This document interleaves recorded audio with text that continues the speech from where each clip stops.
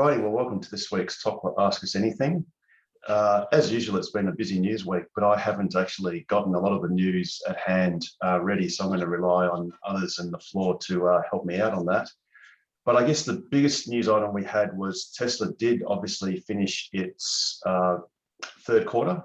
That was last Thursday, and obviously a record number of cars were both manufactured and delivered. The manufacture and delivery figures were very similar. I think approximately 240,000 cars were delivered and about 232,000 were manufactured.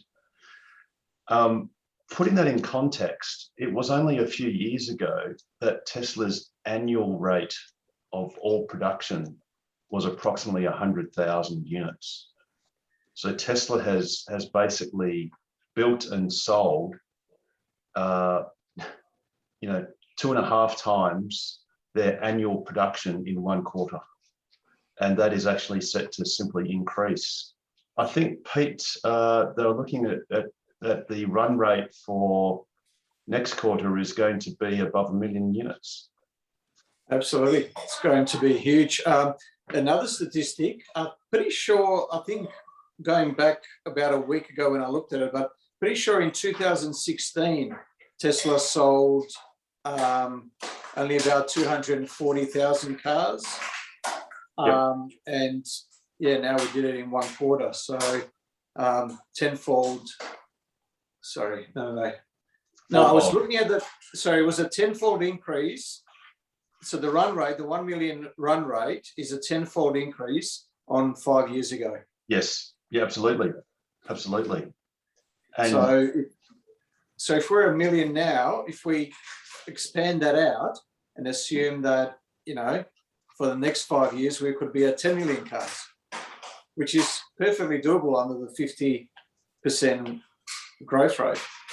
Well, in fact, I think the year-on-year growth rate is more than 60%. I think it was 68%, or that might have been quarter-on-quarter or annual quarter-on-quarter. Q3 this year compared to Q3 last year. 73%. Yeah, I think it was 72%. Yeah, that's right. Yep. So I know that Elon Musk a number of years ago actually stated that Tesla's intention was to grow at 50% compound annual growth rate. And most people sort of grinned and thought, wow, that's outstandingly ambitious. And how can that be realistic? And yet Tesla's demonstrated that by their actions and by their achievements that they've just smashed that. In fact, he mentioned that it would take some sort of a world calamity, barring a COVID or GFC or something of that sort. He couldn't foresee not growing the numbers by at least 50% per annum, which is just insane. Yeah. And that's to further highlight just how difficult that is or was just recently and continues to be. We've still got this massive chip shortage, which thankfully Tesla themselves have well, put it this way, if the world's got a gripping chip shortage and yet Tesla posts record deliveries and record production, it obviously shows they're doing much, much better than the other car manufacturers to address that shortage.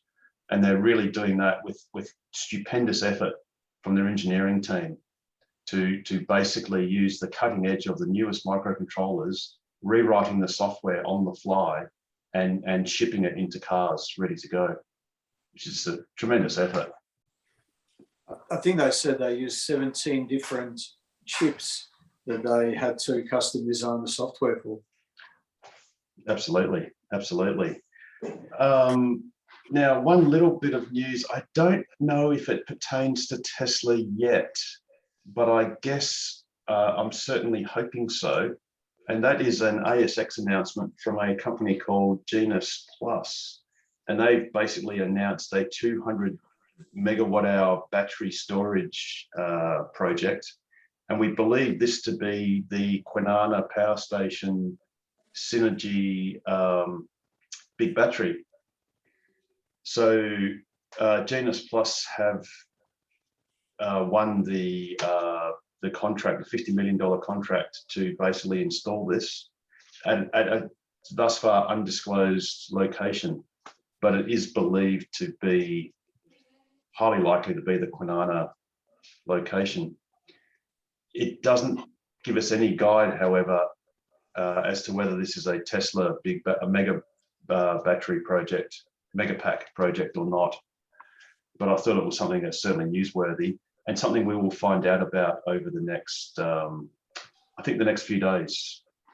Harold, I did hear in my dealings with all these candidates for the local council elections here in Rockingham that Baldivis is getting a community battery to be installed in Pike Road in Baldivis. I don't suppose it would be this one, would it? No, that'd be one hell of a community. Shucks. that would be quite impressive. Actually, speaking of impressive, I'm just going to upload another community battery that's actually closer to town. And in fact, this is at the Ross Moyne Senior High School, which is sort of quite notable for its size. But it's clear that, you know, Tesla really is bringing out a lot of these, well, either power packs or preferably even mega pack projects. I think Queensland, there was another. Gen X. Yes. Yeah. So that was announced, and that's another big project that Tesla this time actually has definitely been confirmed as being the supplier of those batteries.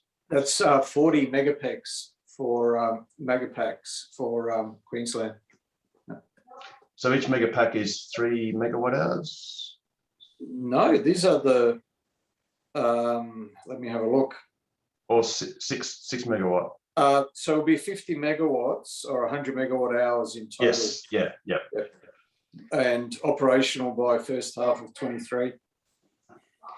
Yes, I think the biggest issue there is not so much the installation time as the actual manufactured time. Yeah. So I think Tesla's mainly sold out of mega packs all next year. Yeah. So they're really getting into 2023 production. It's more than a 12-month backlog.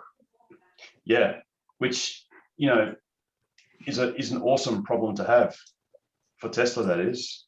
Speaking of backlogs, the Model Y has been pushed out in the US, so they went out to April, from March to April, I think it was last week or the week before, but the performance you could still get within sort of 4 to 6 weeks. Now even the Model Y performance has been pushed out to December in the US, which might be the reason why Russell can chime in on that, why the prices might be going up. Yeah, so I don't know if it's a supply and demand thing maybe that's causing it, or maybe it's inflation. I'm not exactly 100% sure, but the Model Ys have all gone up by $1,000 US. The Model 3 Standard's gone up 2,000 and the Performance got up 1,000. So I guess people want it, so we'll capitalize on it, I guess. I think the margins, we'll see them when the earnings comes out. Is it in about 2 weeks' time, I think, the AGM, and then the earnings report for Q3. But the Q4 margins, Q3, I think the margins will blow everyone away, but Q4 will be even better because they'll have a material amount of Model S's in Q4, and maybe perhaps even some Model X's. There's been some drone footage of Model X's in Fremont. Yep. Yeah, absolutely. And that long awaited for the Model X's. I mean, they haven't been available since basically, well, they haven't been produced since December last year. Yeah. But sadly, there's no sign of Model Ys for Australia because of all the reasons we've previously outlined. And that's that, you know, because of the delay of the Brandenburg Gigafactory, a lot of Model Ys are being placed into Europe. And I believe that actually the Chinese demand for Model Ys is also increasing. So we're effectively being squeezed out by 2 large markets. Just briefly, the power packs that I was alluding to, the community battery, this is the one that's at Ross Moyne Senior High School. So it's actually got 5 cabinets. Oh, yeah. So if you presume each cabinet is approximately 200 kilowatt hours, then there's a megawatt hour just sitting there, right there. And that's a Very sort of nice side shot. Very nice. So, hopefully Tesla will bring more and more of these things out. Just on the supply and demand thing, Harold, the September figures for the UK, the Model 3 was the highest selling vehicle, like full stop, for the month of September in the UK. So And Model Y in Norway, I think it was. yeah, Yes, and those monthly figures can be slightly distorting because obviously you'll get a lot of deliveries in September, but then there will be a time in the not too distant future whereby a model of a Tesla car will be the top selling car regardless of the month and regardless of any other car. Yeah. So I think, Pete, you were alluding to this with your prediction about the Model Y in Australia. Well, Model Y, I think, is going, well, it's not much of a prediction. I'm just paraphrasing what Elon said, but Model Y, within 2 or 3 years, I think is going to be the best-selling car in Australia, period. So not the best-selling SUV, not the best-selling EV, the best-selling passenger car over any segment, or over all segments combined in Australia. Because Elon has said that by end of 2022, but that was sort of before COVID, I think, and definitely before the chip shortages. So maybe, let's say, beginning of 23, he's forecasting that Model Y will be the best selling car globally, which is just, it's just unimaginable at the moment, but especially in Australia, but things change quickly. Absolutely. Now, for things changing quickly, if anyone in the room, if this is your first time, can you please say hello or put your hand up if you're more comfortable doing that, so I can introduce you properly? How you going, everyone? I'm just joining you again for the second time. I was in last week as well. Damo. Good to hear you all again. Welcome back. Thanks, mate. I think your test drive is tomorrow. So Sure is. Tomorrow morning, 9 o'clock. That's going to be interesting. Now, so welcome back to you. Thank you. Mark, welcome to you. Yes, hi. I bought a Tesla 3 for the wife last week. So just learning everything about it. So cool, yeah. Congratulations. So when you said that you bought a car for the wife, how has that gone for her as far as you wanting to drive it around everywhere? That's hilarious, Harold, because that was going to be my exact question as well. Well, actually, she thought she was getting a scooter. So Right. we went in to go pick up the scooters and so forth, and it ended up being a 4-wheel one. So it was a little electric scooter I got for her. Well, I think the question there is, Mark, I bought one for my wife 21 months ago. I sold her car, I sold my car, and she hasn't got anything. Divorce does that. No, it's pretty good and so forth. I enjoy driving it and so forth, but no, it's her car. She's struggling a little bit with it and so forth. A little bit of the ideas of all the charging and all of that sort of stuff, but getting around it. So. That's what we're here for, to basically fill in all those gaps and allay all those fears. Yeah. And in fact, we've even got a screen simulator. What you can do if she doesn't want to come on or she's busy is we actually record each of these sessions and we put it on YouTube. So you can ask any questions, and if you sort of weren't paying attention to the answer or whatever, or your wife would like to watch it later, it's on YouTube. So you just search Tocwa, Tocwa, on YouTube, and this will be posted up tomorrow morning. Cool. But we can go through, various screen settings, how to charge a car, and all that sort of stuff. Got a lot of misinformation. Whoever I talked to at Telstra, I got a completely different set of information on what I should be doing for batteries, how I should be charging it, how I shouldn't be charging it, and even distances and what we do. Where are you based, Mark? Pardon? Where are you based? Kingsley, North River. So I'm sure there's somebody up there that can come and help you out. Yeah. I'm more than happy to help. But what version did you get, Mark? What model? Got the standard version. The longest drive the wife really does is up to, which was a thing.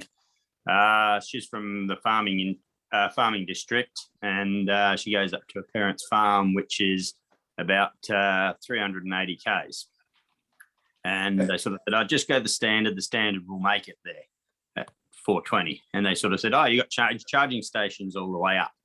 So and now which way is the farm? The farm is up towards Perendry, Dorwallineu, Latham, that area there. So it's up past New Norcia, further north up that way, past Weaven, that area. Is it past Dorwallineu or? Yeah, past Dorwallineu. It's about an hour's north of Dorwallineu, just before Perendry. So Harold will pull up the PlugShare site and show you the charges along the way. But yeah, I wouldn't rely on the standard range making it there in one go. That's my view now. I'm starting to look into it and when we got the car and you start to drive it, starts off with 425 k's. I go around the corner, it's down to 400. Go further down the road, I'm now down to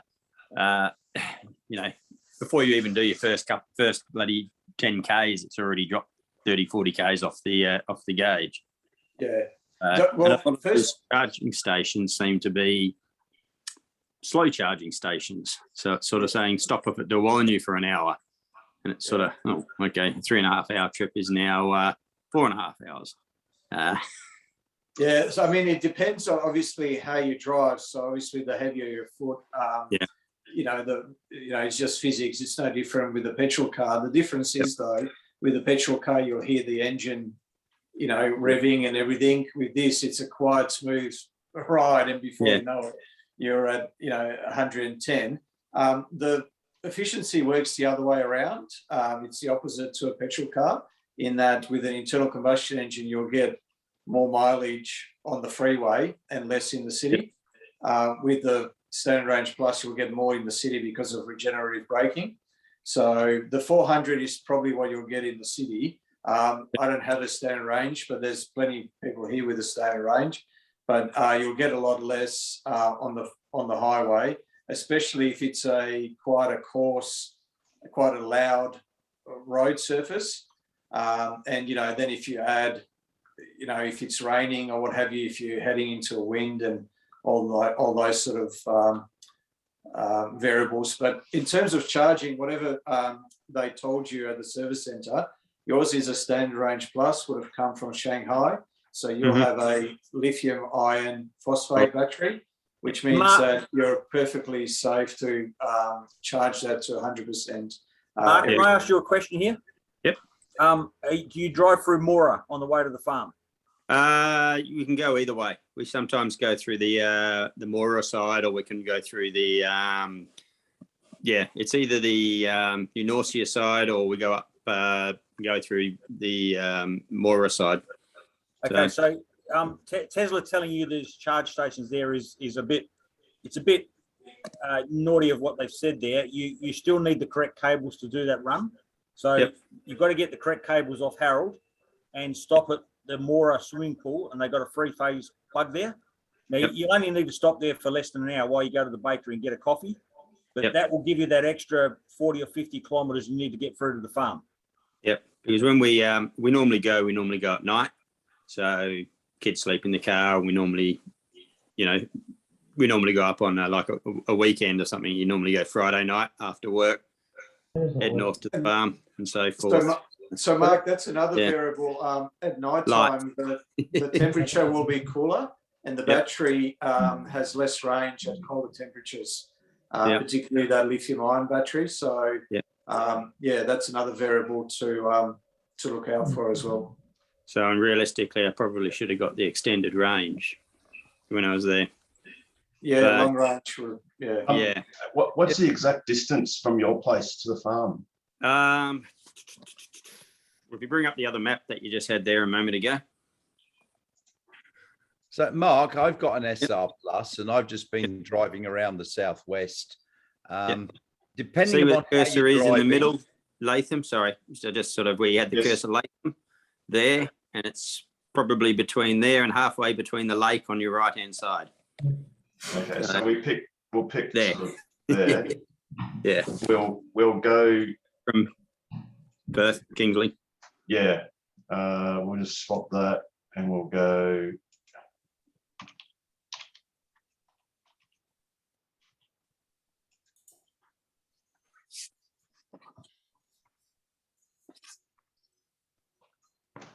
$311 kilometers. Yeah, it's actually longer. Oh. It seems longer than that. So, Okay, but so 330. yeah, it's around about it's about 360 odd k's, I think, from memory on it. Okay, so with 360 kilometers, you can make it. Yeah. You No just have to problems. go a bit slow. That's all. So, for instance, one of our members, Anand, he lives in Karratha. He picked up his car last Tuesday and drove it to Karratha on last Friday. So he had his car for 3 days before he undertook a 1,600 kilometre solo first big drive into the unknown, basically. And he drove between Carnarvon and Nanyatara, and that is 368 kilometres. And he did it with 40 kilometres left to go on an SR Plus. The only difference there is he did much of the trip going about 80 kilometres per hour, which is a bit slower. Now, obviously, if you're going at night time and there are kangaroos around, it's actually, the kangaroos look a lot further away when you slow down a little bit, and it can be quite handy. Look, most of the time I take my four-wheel drive and so forth, and we take in the Everest. But it's sort of occasionally while I'm at work, she'll take the kids' school holidays, go up to the farm with the kids and so forth in her car. Yep. So yeah. Well, as Rob suggested, Pardon? Does the farm have power? Oh yeah, once she's at the farm, she'll plug in, no problems. So it's but stopping before you get there. The car will let her know. The car will give her all sorts of beeps and warnings to tell her that she may need to charge in order to reach her destination, and it will tell her how much she needs to drop her speed by in order to get there. So if she listens to the warnings, that's So sitting on something like you normally go up there, we normally sit on 110, drop on the cruise control, and you don't hit the brakes most of the way because it's a long country roads, so there's no regenerative when you're running on that. It's probably better. It's probably better to start off slower if you can, and then to have a bit more up your sleeve, and then you can do the last bit as fast as as fast as it will let you. And the more times you do that drive, the more expensive. But just keep in mind, always leave a bit of a buffer. First of all, you don't want to be taking a battery down to 0% anyway. It's not good for the battery, and you're risking obviously running out of juice. But also leave a bit of buffer for those unknowns, things like a storm and having to have the windscreen wipers on and temperature dropping and all that. So how do you go with all the different charging plugs and ports and stuff like that for it? So I went out, had to get myself a Type 2 cable connector, and then you got to sort of need a 3-phase and a single phase. So Mark, Harold, who's our secretary, so as a member of TOCWA, so not sure if you're a member already, but it's $20 a year. That allows you to borrow the chargers free of charge. So you can borrow some for your first couple of trips. If you wanted to buy one, so Harold buys them in bulk, pretty much at or near wholesale prices, and we're a not-for-profit, so we sell them at whatever we buy them in for. So sometimes, you know, you're saving a couple of $100, $300 on a cable. So yeah, probably should have done that. Got it, joined that, and found this before I went and bought the. I think it was an EV cable or something. SC, yeah, SC or something like that. yes, FC, yeah. Yeah.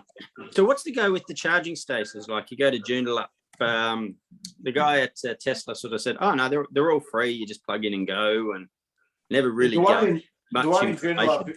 The one in Joondalup is free. There's two of them. There's two near the cinemas, and there's two undercover near the post office. But yeah, they're just AC chargers. You just need the cable that you've already bought, which is your Type 2 to Type 2, and that will give you about 70 kilometres an hour.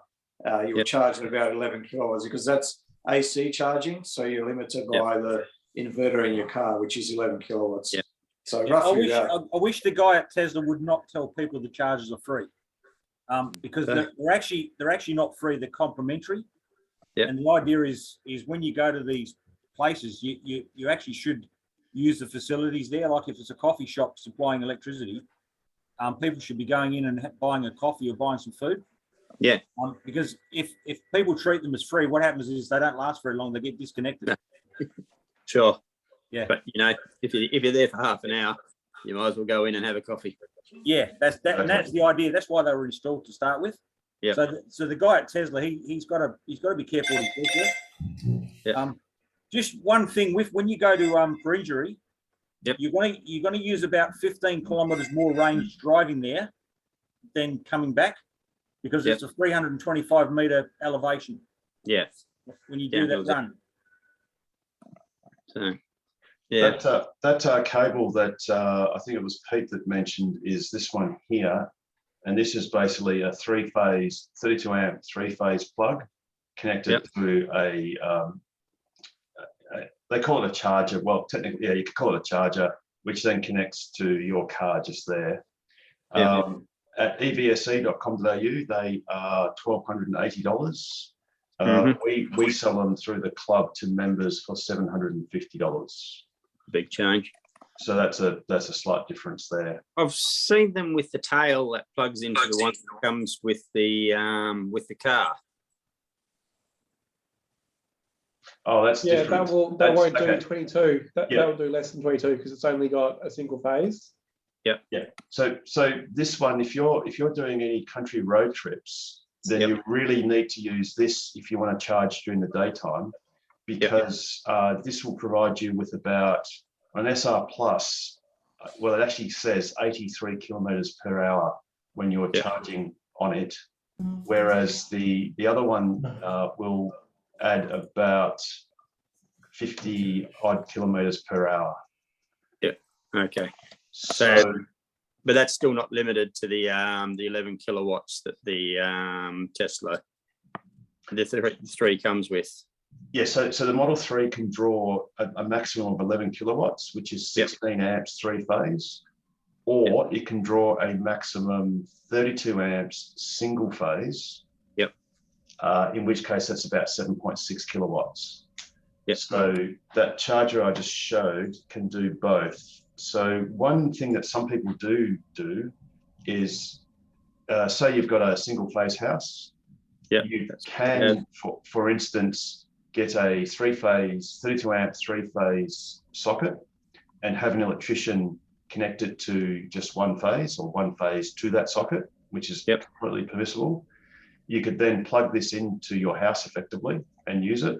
And then when you're on a road trip, you can use the same device at 32 amp three-phase outlets to get yourself 11 kilowatts on the road. Because I ordered, we haven't been delivered yet, the house charger, the single phase 32 ampere single phase charger.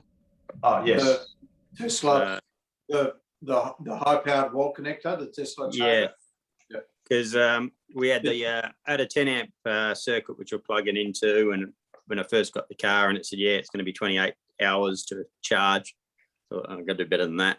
So I upgraded the outlet to a 15 amp, and but it's the same amplet same output that the washing machine and dryer and microwave was on. So when the wife was doing the washing plus everything else, it would start tripping the and charging the car, or it would trip the circuit. So pulled a 4mm cable through, ready for when this 32 ampere turns up. So it'll be on a dedicated circuit for the car. Cool. Now, just before we go too much further in the weeds, I'd like to introduce, I think, Siddhant. Welcome. If you'd like to say hello, or if not, anyone else that is new, please say hello so we can welcome you properly. Hello everyone. Siddhant, how are you going? Good, and you? Yeah, good, thanks. So what sort of awesome Model 3 have you got? Just a standard range. I just bought it 2 weeks ago. 2 weeks ago as a surprise for my wife on her birthday. Oh, fantastic! Yeah. Did it arrive on your wife's birthday? Basically, they gave me delivery on 21st, but it was on 25th. So like 4 days, I have to keep someone else's house. Awesome. Yeah. You're a very romantic man. I'm aware of another gentleman that actually did a similar thing for his wife. Bought a Model 3 completely unknown to her as a present, which is awesome. That was absolutely a surprise for her. So she didn't know, even she didn't know the name Tesla. Fantastic. That's Fantastic. So how has she found it so far? Capital B-A-C-K. So how's the car gone so far? Car is going really good, really doing good. Fantastic. And we love the car. There are, we are just still trying to learn the features and other things. So every day I'm just trying to, juggle with the system. Awesome. One tip before I forget that everyone should do if you haven't yet is Google Synergy EV tariff. Okay. So what that does is, provided you bought your car in your own personal name as opposed to a business name, then Synergy will reset your meter, your power meter, or provide a new one if they have to. And what will happen then is that your house will get an approximately a 30% discount on power delivered to it between 11 p.m. and 4 a.m. Oh, that's good. So I think it's about 20 cents roughly, or 21 cents per kilowatt hour from 11 p.m. to 4 a.m. regardless of what power is used in the house. So if it's a hot summer's night and you've got your air conditioning running, or heater in winter, then it also gets the same discount. So it applies to the entire house. It's also compatible if you have a solar system and you're still getting the solar feed-in tariff. Okay. So if you're on a standard sort of the domestic tariff, with or without solar, then it's a no-brainer. It's only if you're on a couple of the very old legacy time of use tariffs, or if you've got a battery system, where it might not be worth it. But for anyone else, it's definitely a no-brainer. Okay. Then what you can do is actually tell your car to not start charging until 11 p.m. Oh, that's nice. And we can go through that a little bit later on the simulator that we've got. But in the meantime, I'll just check if anyone else is new. If you'd like to introduce yourself, that would be awesome. Hi, hello, my name's Chris and I've got a Standard Range Plus and I've had it since April. But yeah, sort of been a member of the group for a little while, but first time I've hopped on to one of these calls. Fantastic, welcome Chris. And what colour is your car? It's just the standard white. Poverty Pearl White, awesome, Yeah. fantastic. Fantastic. Cool, is anyone else that's new? Just so we can tap that off. I think Fang, welcome Fang, and another Chris, I think. No, is this usual me? Wow, we've got three Chris's. So we've got, okay, welcome Chris Lim. No, I'm the same, Chris. I've just. Oh, sorry. Okay, we've got two other Chris's with no surnames. Yes. So welcome to you too, and also welcome Fan. They're just lurking. That's all right. It's totally cool to lurk, and if you feel more comfortable with asking us questions on chat, please do that, and then I can read it out on your behalf and obviously also answer it. Chris is actually Elon. Yes, that's right. It's an encrypted version of the word Elon. That's true. We do know Elon likes to watch and sometimes lurk. Nude. And he also watches us on YouTube. And he I heard he goes on Patreon as well, Harold. I was just Russell, you just took the words right out of my mouth. He also he said he wasn't going to us. donate until the plaid mode came on, though. He supports us on patreon.com/Tokwa. Harold, I've got a question for the guys and girls. Yes, Stephen. You know, when you're lying in bed, does your wife take your blankets off because she's sleeping cold and you're hot? And the segue to that is, in the car, do you find yourself turning down the air conditioner and directing it to yourself while she's frantically turning or trying to turn off the air conditioner on her side? Alas, Mr. Elon Musk, there's a very easy solution to it. The software could be provided that you could control the air conditioning on each side independently. And there's a lot of chatter on, if you Google the question, there's a heap of stuff on people saying, yeah, I prefer a bit warmer on my side than she does, or she doesn't like the air in her face, or whatever. You can have separate temperatures. You can't. No. Yes, you can. Yes, you No. can. We do all the Yes. I'm all ears. time. I You go, can't- Nigel. I can't actually show you right this moment, but when you go into the air conditioning system, Yeah. well, firstly, you can change the airflow. So Yes, know that. this is something that a lot of people won't know, is you can either have it basically together, or if you pinch apart your fingers onto where the stream is, you can actually separate it. And you can do the same thing for the driver's side. And you'll see little sliders where you can basically, make them go up or down. Yep. Now, Joe, there is a way you can split. How do you actually split the temperature? Press on the fan icon and it swaps it too. You can click on the temperature I'm on up or down, and then it will say sync. Now, if you click on sync, it'll actually give you separate temperatures for each side. And if you adjust one again, you click sync, that'll go back to the same temperature. Marvelous.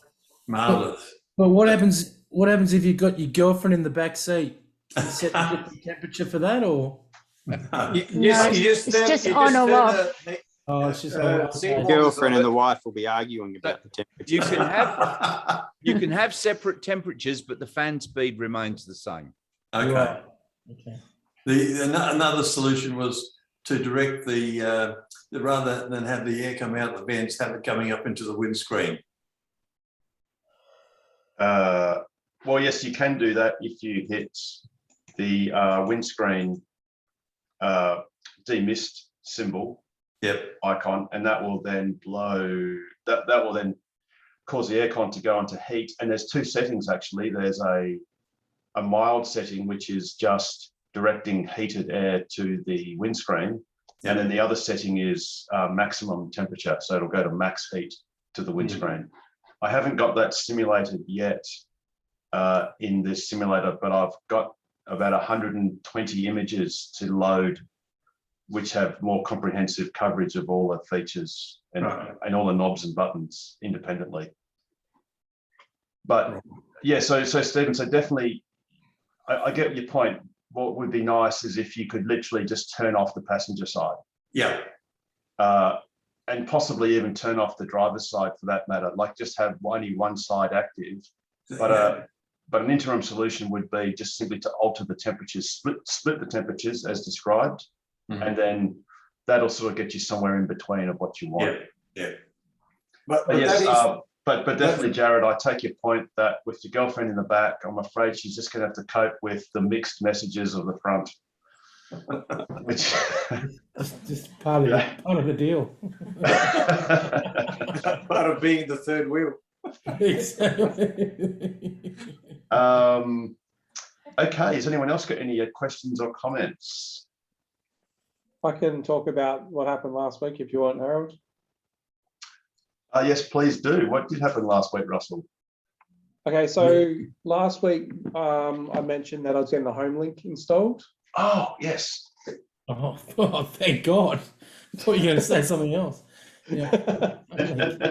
So I thought I'd give you sort of a rundown of the process if you're wanting to do it yourself, and a few things to, I guess, be aware of that I struggled with a little bit. So the process to get the home link installed was pretty simple. So on the app, you pretty much go to the service section and click on the add accessory, and then just write a description saying that you wanted to get a home link installed to your car.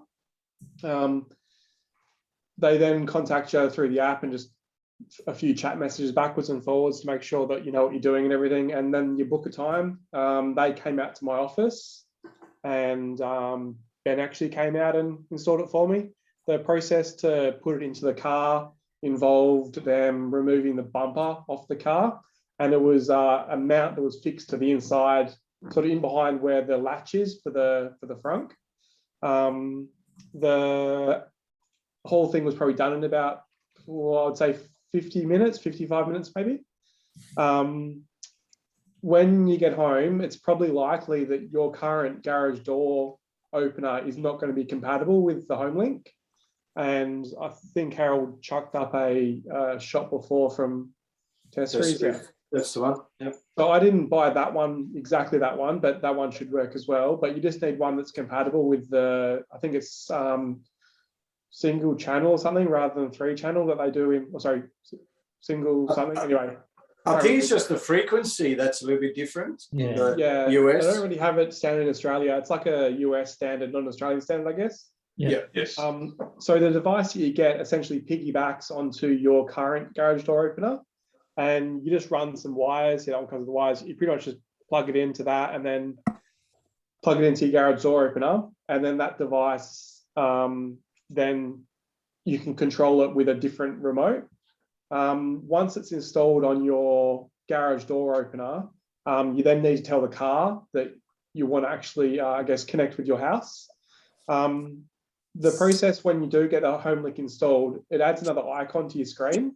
That icon, then you can program it to your house. The one thing that I didn't stuff up, but it was harder to get through than what I thought, was to program the actual buzzer with your car. You got to get really close to it, like pretty much got to touch the car to make it receive it. But it tells you to be about 2 meters away, I think, or a meter away. Yeah, but like for you me, said, I it found didn't work. I found the same thing. And it wasn't until, like, I was just pulling my hair out, what was left of it anyway, until I pretty much I watched a YouTube video and someone said, oh, you got to be really close. So I went right to the car and pretty much touched on the bonnet, and that's when it worked. And then when it's done, you pretty much have to sync it with your garage door as well. You press the button on the top there and it does its thing. And then once it's ready to go, it will give you the instructions on the screen, so you don't have to remember all this. Yeah, they will just pop up for you. And then it gives you options that once installed to bring your mirrors in when you arrive if you want, if you've got a tight garage, to automatically open the garage, and it gives you a range of distances you can set it to.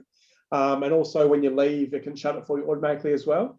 What it does do when it's about to create, I guess, an action, it warns you that something's going to happen. It says garage door about to open in 10 meters, 5 meters, and you have the option to skip it just in case it's already opened or you don't want to open it that day.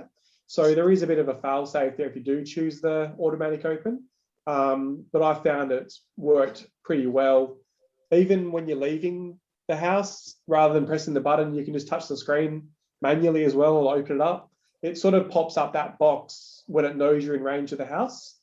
And if you're in range of your car and your car's in range of your house, you can also open your garage door through your Tesla app as well, if it's all connected together.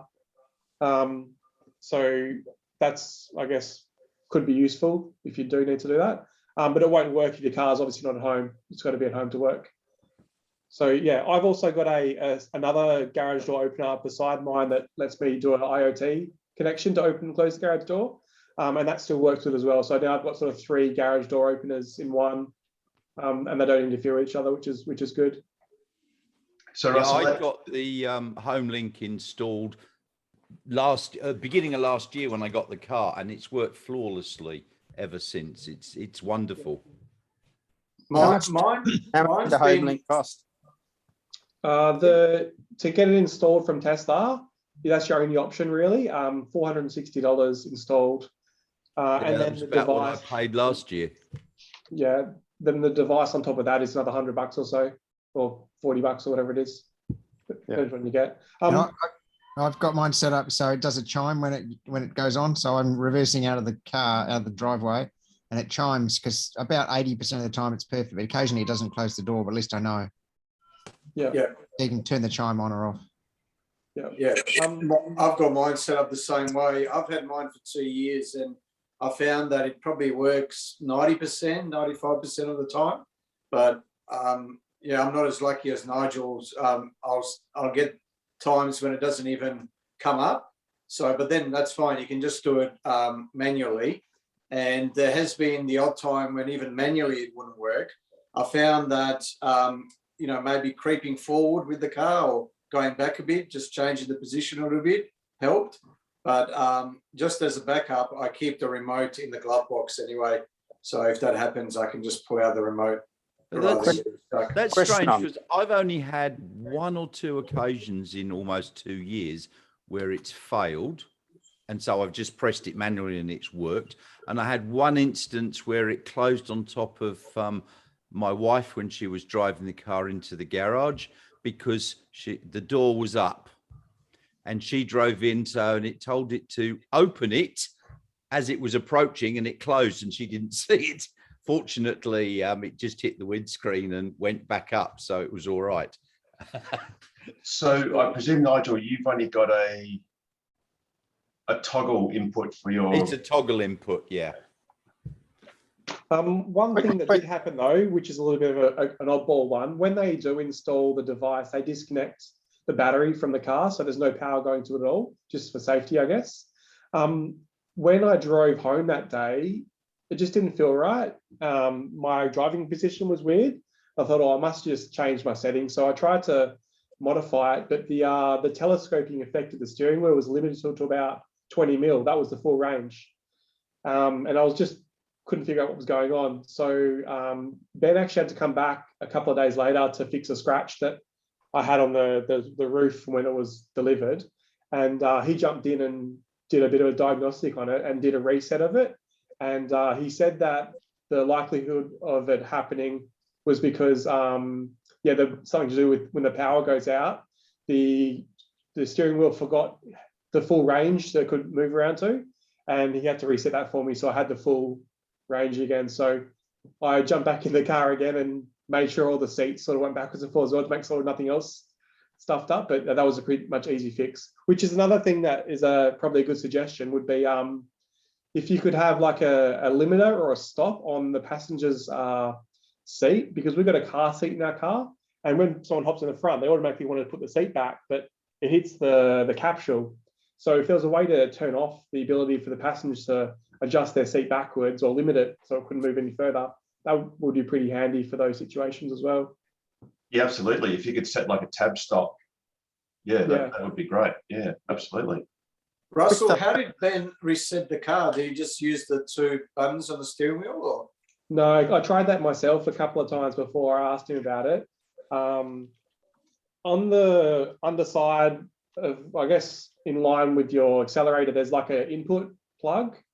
He plugs a connector into that and then hooks it up to his laptop and then logs into your car through his laptop and then runs diagnostics through some web-based Tesla thing, whatever I don't know what it's called. And there's like hundreds of tests in there they can do, and he just went to the steering wheel one and ran a few, and he noticed it wasn't running how it should, and he just pretty much set the limits again on it, and then it was fine. It took about, I don't know, 2 minutes, 3 minutes. Yeah. But if I didn't know that it had to go that far, and I was on that range already, I probably would have never have known, because you said it once and leave it. If my wife hopped in the car, she probably wouldn't say anything because she wouldn't realize it meant to go that far. So I guess it was just lucky I picked it up, because if I hadn't experienced the full telescope before then, I would have just thought, oh yeah, that's as far as it goes, and that's it. So it was a little bit unsettling. I don't know if I've missed anything else in the car, but hopefully there's nothing else that's gone bad because of it. So how far should it telescope? I've disconnected my battery numerous times. And...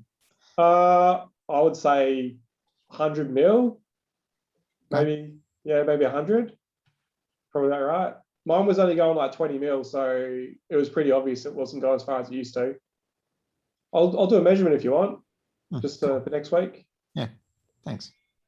Mark was trying to say something.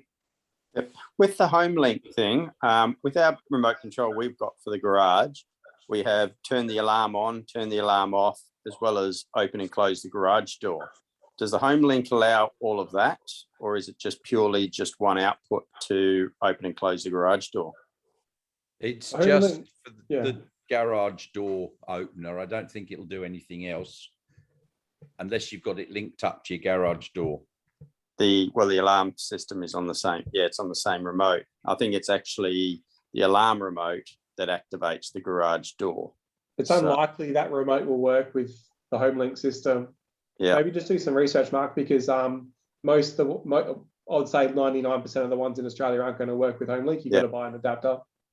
Yeah, no worries. I'm just sort of thinking if it's can only adapter, all it does is pretty much send a signal to the garage door opener to activate it. It shouldn't. I don't think it's going to do anything with your alarm, unfortunately. Yeah, no worries. Because if I can't turn the alarm on and off, all it can do is the open and close the garage door. Then it's probably not a feature that I particularly would end up using, because I'd have to use the remote to turn the alarm on and off, which is the same remote that would do the garage door. So I might as well. Is your alarm IoT, or is it just basic? No, it's basic. Basic garage. I use an app on my phone called If This Then That, and when I drive up my street, if I go from one point to another, it tells my alarm to turn off from my house. So when I get there, it's already off. Yeah. So you can do some cool stuff with that if it was internet enabled. Yeah, no, it's not that smart. Okay. It just alarms when people breaks in.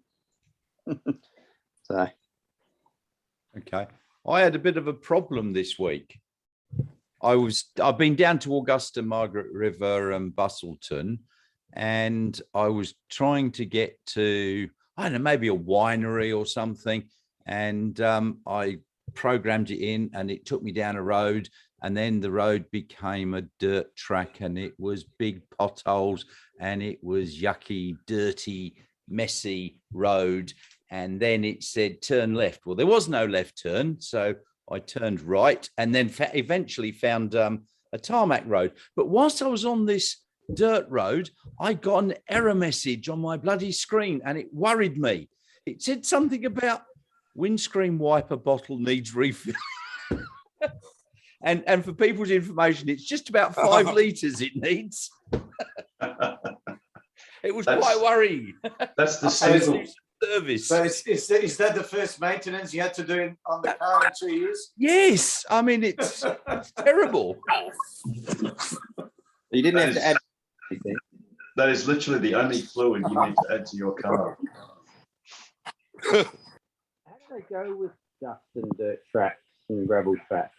Because when we do go up to the farm, there is about we got about almost 20-30 k's of dirt track that we have to go through. The cars don't look too great after that.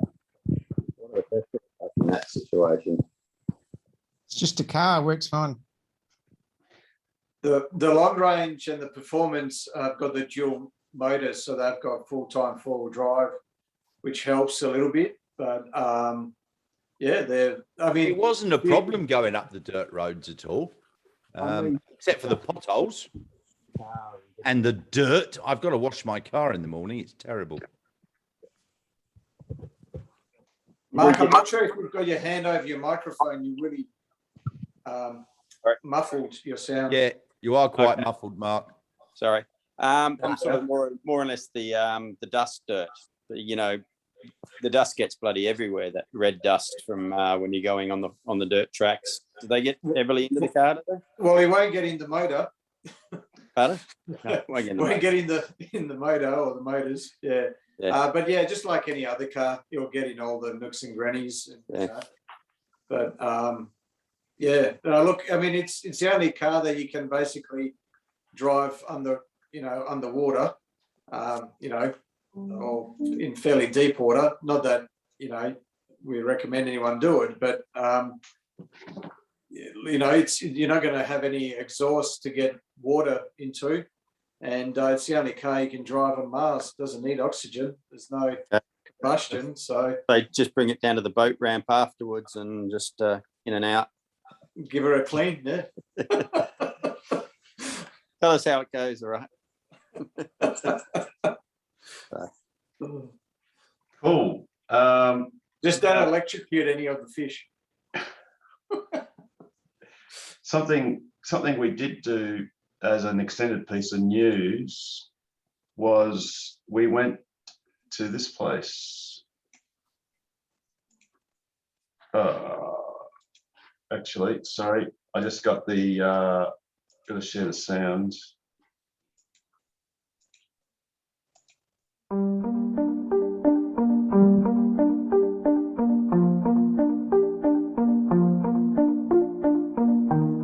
Love that burnt orange, by the way.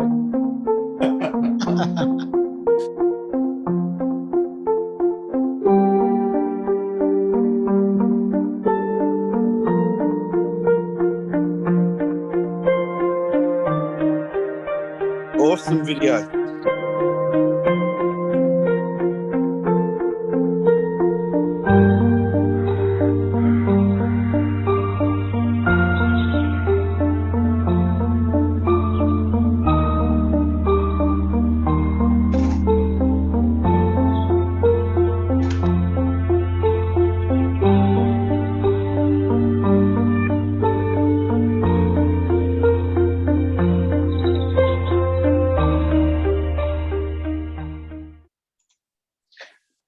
So there you go. That was Tokwa at the Como, the Como Rotary 10th annual car show.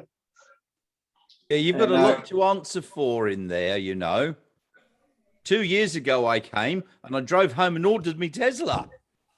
You did. I remember reading your email. It's your fault, Harold. In fact, I'm going to Thank you. I'm going to dig that email out. While you find that, Harold, I just went and measured the telescope for Richard. 70 millimeters, mate, if you wanted to check yours. I will. Thanks. You went far off, Russell. Good guess. Yeah, it was more than 20, that's for sure. So Nigel, that was in 2019, wasn't it? Well, I've had my car now. I got it in January 19, so it would be September 18. 18. Oof, now you're really pushing me. And I am going to find it because... Harold, it was before colour television. So let's go back a bit. Before colour telly. Hang on, let me just look up the colour telly. Did we have the wireless? The wireless. The wireless. Speaking of colour televisions, a bit of trivia. So the Tesla had its big screen in the car. People call it, people refer to Teslas as iPads on wheels. Well, Tesla actually had those big screens before the iPad came out. So we really should be calling iPads Tesla screens rather than, referring to the tablets in the car as iPads. You've got the Tesla without wheels, which is sold by Apple. Yes, that's right. Exactly. Spot on, Nigel. So I've actually got it. It says, Harold, thanks for all the info. Hang on, let's get on the other screen. This was on Sunday, the 6th of October at 3:06 p.m. In 2019. Thanks for all the info today at the Como Car Show. I came home and have ordered a Model 3. Have also joined the Eva and Tokwa. So there you go, Nigel. Yeah. Whose referral did you use, Nigel? Sorry? Whose referral code did you use? Would you believe nobody's? No point in using Harold's. No. I never even but told. you would have got 1,500. Nobody told me about referral. I never told Nigel about any referral code. I didn't think it mattered. And as it turns out, it didn't, because he just got the car anyway. So there you go. It's either your fault, Harold, or thank you, Harold. I'll take both. It's all good. You get a referral when you put someone onto a car, do you? It's just finished a couple of weeks ago. Oh, okay. But I think it's just being suspended indefinitely for the time being. But because they've changed around the referral program a few times, but the most recent version of it is if you use someone's referral code, and by the way, you can use your own referral code. So if you go and buy a second Tesla, and there's a good chance you will, because the statistics are that someone that buys a Tesla, the chances of them buying a Tesla as their second car is 93%. It's just unheard of. It's by far the highest of any manufacturer. But yeah, you can use your own code. But basically what happens is both the referrer and the referee, or the person being referred, you both get 1,500 kilometers of free supercharging. So it's worth, I don't know, about just over $100. Okay. Not anymore. It's been cancelled. Yeah, it was cancelled a couple of weeks ago. Yeah, that's what I said. I thought you got your first your 1,500k service free. You get your 150,000k service free. Isn't one? I mean, Harold's done over that, and he still hasn't had his service. Yeah, my car's done 186,000 kilometers. Ordinarily, most cars get serviced at 15,000 kilometers. So this car would have already had 12 services. That's 10,000, Harold. Say again? I think more like 10,000, man. No. A lot of the modern cars are 15s. They've stretched out my G6E, which is similar to your. Well, it's not actually, but it's it looks similar to your Falcon Demo, your turbo. That had 15,000 K intervals, because that's had a bigger sump. I think it had I forget how many liters, lots, 9 liters, something like that. So it's 15,000 Ks. So that would have had 12 services, but it's larger than a Land Cruiser. It's a 7-seat SUV. Each one of those services would have averaged well over $500. So yeah, $6,000 of services that I've avoided. Not avoided. They just don't do them. And not only that, by about 187,000 kilometres, most cars are clapped out. Yes. Yep, that's right too. And the only thing that's clapped out in my car are the back of the seats, where I've been carrying things and they're scratched and buffed and it's been used. It's a used car. Driving. I've only done 47,000 just over in mine, and the only thing that's clapped out is the driver. Which is why I get that in first, Jared, before you. Yeah, true. Just quickly, while we're on ICE cars, has anybody happened to notice the price of ultimate or 98 octane fuel today in Perth? Nearly $2.05 per litre. I paid 204.9 today. Oh my! Ouch! I don't want this to sound Crazy.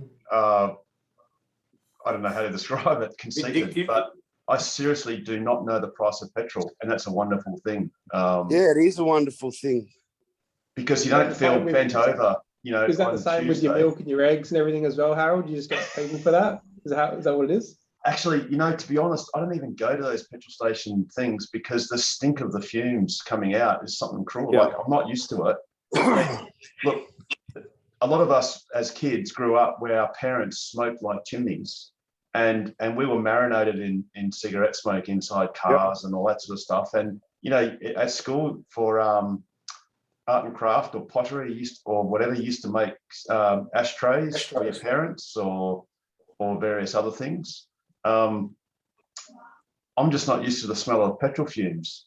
So when I was at Tesla a few months ago, and across the road they got a Puma, and I just went across there to get a drink or something to drink, and yeah, I just couldn't. I just got this whiff of the petrol fumes, and it was. And you got high, Harold? Did you? No,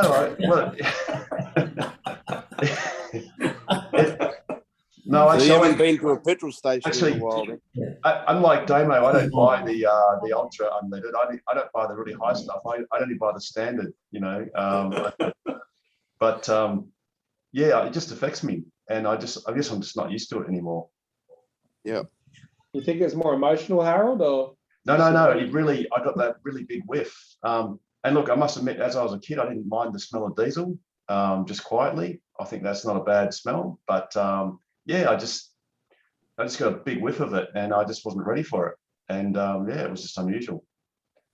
But hey, I'm not sure if you remember last week I spoke about a presentation I was going to give. I actually did that last week. Yes. And I got a slide deck I put together, and one of the slides I had on there was a comparison between SR Plus, Camry, and a Camry Hybrid. I think I found a few stats and things. I looked around and did some research on that, and people were shocked to see that the cost of fuel was a significant cost of the vehicle over 5 years when you compare it to the cost of electricity. And the numbers I got to was anywhere up to $15,000 better off after the 5 years was the number I got around to. Unreal. And that doesn't take into account the loss when you sell them. Well, that was the big thing as well. The numbers in Australia aren't, I guess no one's owned a Model 3 for 5 years, so it's a bit hard to go by, but based on the US resale value, and in Australia, the resale value for Toyotas, you lose essentially 40% of the sale price. The actual statistic from a fairly robust study from thousands of cars in the US was that a average car in the US loses 39%. So you said 40%. So pretty much spot on. 39% of its value after 3 years. And the Model 3 was just under 10%. I think it was 9.7% or something like that. And a non-Tesla EV was actually more than 39%. Yeah.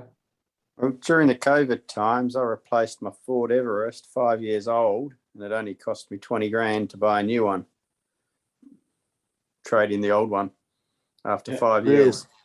And that's the Everest, was about $80,000 car, the titanium. So, yep, nice car. Yeah. There's a great statement that someone made along the lines of people. Oh, sorry, just talk about yourself. I will find when I did that, numbers, I only based the price of fuel on $1.70, but hearing what you guys are saying now, I probably could have bumped it up a bit, made the numbers look even better. But that was probably one thing that really shocked a lot of people in the office, that the upfront cost really is, you can overlook it if you have the money to spend. When you think about the long term, the cost benefits definitely are there. Even excluding everything else about the car that's great about it, just the cost alone, it's an investment, not an expense in that way. Exactly, Russell. But honestly, going up over $2 a litre, that's just disgusting, eh? Well, it's really bad. Probably worse for the environment as well, or the people using the fuel. But maybe a good thing out of it might be people might be driving less in their cars, not burn as much fossil fuel if it's so expensive. Can't afford to, Russell. I was down at Evolve Motorsport today getting some new wheels fitted, and a young guy down there, lovely guy, he's got a couple of cars. He's got a new Supra, and he's also got this RX-7 turbo thing. Looks absolutely, it's lowered and it's blue, it's magnificent. And he said that he's got it running high boost, and he has to run E85 in it all the time, and he actually has to add castor oil to the fuel so it keeps it reliable. He says to fill the tanks over $120. And I said, oh, I've probably spent about twice that in 2 years. In 36,000 kilometers. And he was just, he took it for a spin. He quite enjoyed the yoke steering wheel I've got on there. And oh, you got it on already? yeah, he was pretty. Show us a photo, Richard. So what model have you got, Richard? Sorry again. A Model 3 Performance. And you've put a yoke on it. Yeah, do you want to have a look at it? Yes, please. Yeah, I was going to ask that question tonight. I'll go for a if live. you could get like a played yoke. Stop teasing, on a Richard. Model 3. And he's not yoking either. I'm not yoking. I'll take you out and hang on. I'll grab the phone so it all lights up. Keep speaking, talk amongst yourselves while I'm walking around. Here we go. Make sure the gift doesn't get out, Richard. This is a great quote that Bridie Schmidt retweeted from Carl Spar. Said, once you decide that your next car will be an EV, you exit the new ICE vehicle market on that day, not when you finally get around to buying your EV. And then goes on to say that thousands are making this decision every day. The new ICE vehicle market is shrinking fast, much faster than EV production is growing. And much faster than the statistics show, because like the point she's making, the statistics are a lagging indicator, effectively. Yes. So Richard, oh, look at that. Oh, wow. And you've got a little heads-up screen there as well. Yeah, I can play with that. Okay, I can't see it. You can't see it. Oh, no, I can see it. Looks awesome. Yeah. Go it again, Richard. What am I showing you? Can't see. You got to keep talking. There you go. Yep. Wow. There you go. So just keep talking, Richard, and we'll just be quiet. Oh, okay. Richard, how much was the steering wheel? I think you can get. I might spend a bit more, but you can get them on AliExpress for about $780, I think. $780. Yeah. $780. Are they hard to fit, Richard?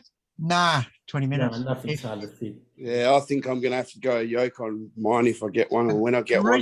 The reason I got it is because I use autopilot all the time, and I used to sit there with my left leg against the door and my hand on, so I could reach the steering wheel. See, like that. But now, because it's got the square corners, I can rest my hand on the either side, left or right, and I can just grab the steering wheel. Yeah, that's awesome. So I love the yoke. Richard, can you please take a photo with your phone and text it to me? Yeah, okay. I've got one already. Okay, I'll go Yeah, back. that's the one you sent me. Yeah. All right, I can do that. Question on that. How does it go with legal wise? Because in Australia, you must have a complete circle steering wheel. That's a complete That's square. actually a legal requirement. Is that right? Well, it's probably not legal then. Oh, okay. No, well, it goes all the way around.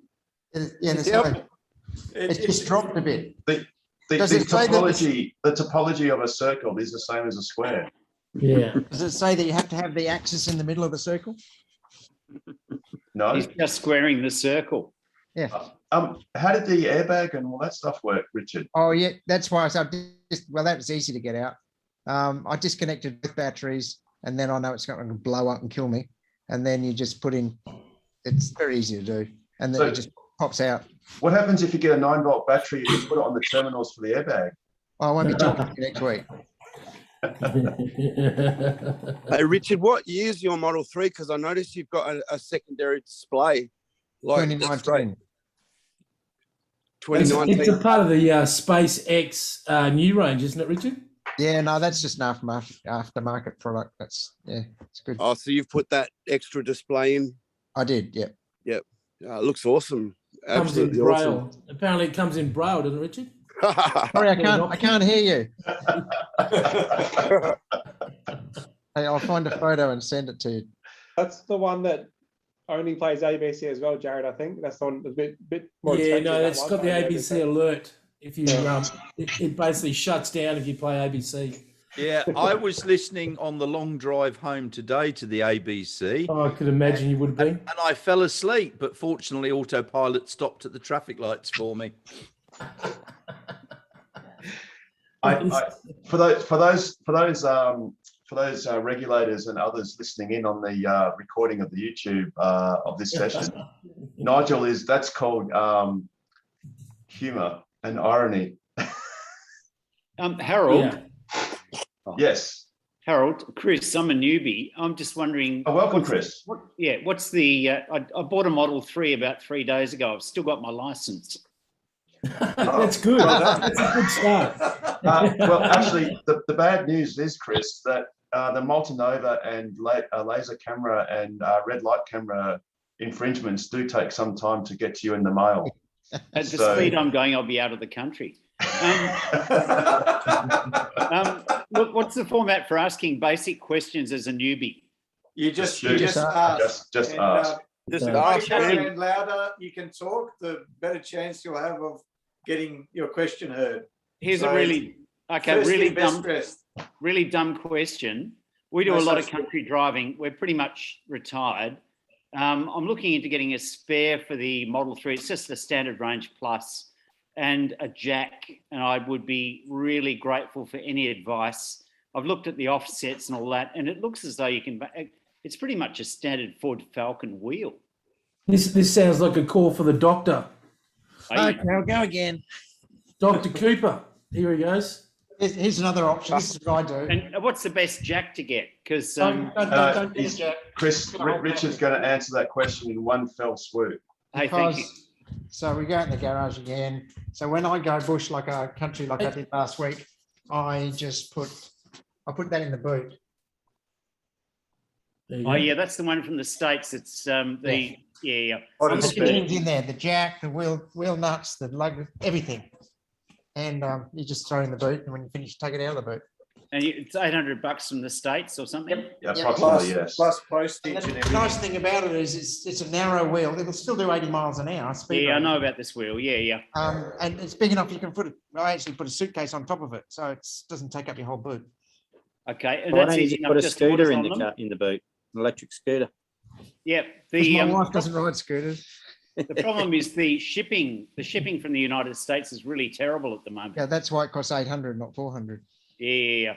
But it's also they're limiting how much stuff they're shipping. I was just thinking of getting a standard rim and a tyre from here. But it's a lot thicker. Takes up most of your boot there. Yeah. I can fit it all in.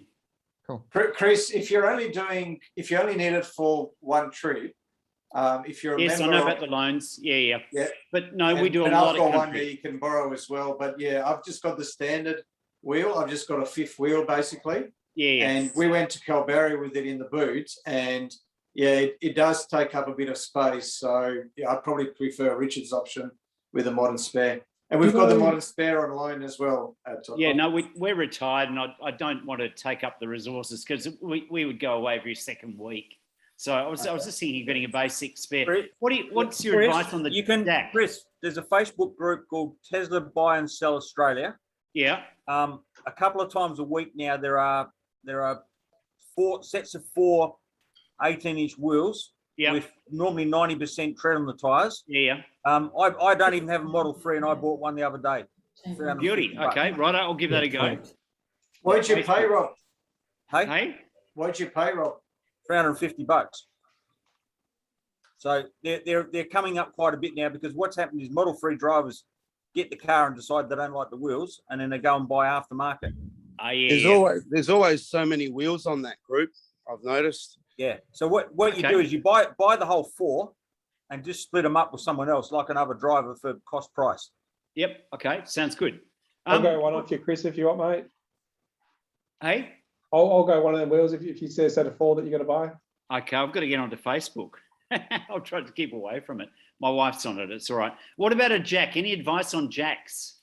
So the thing to note with the jacks is if you get a standard one from, I don't know, Super Cheap or somewhere, you'll probably find you won't fit under the car. Yep, exactly. So because it's a bit lower. It's 140.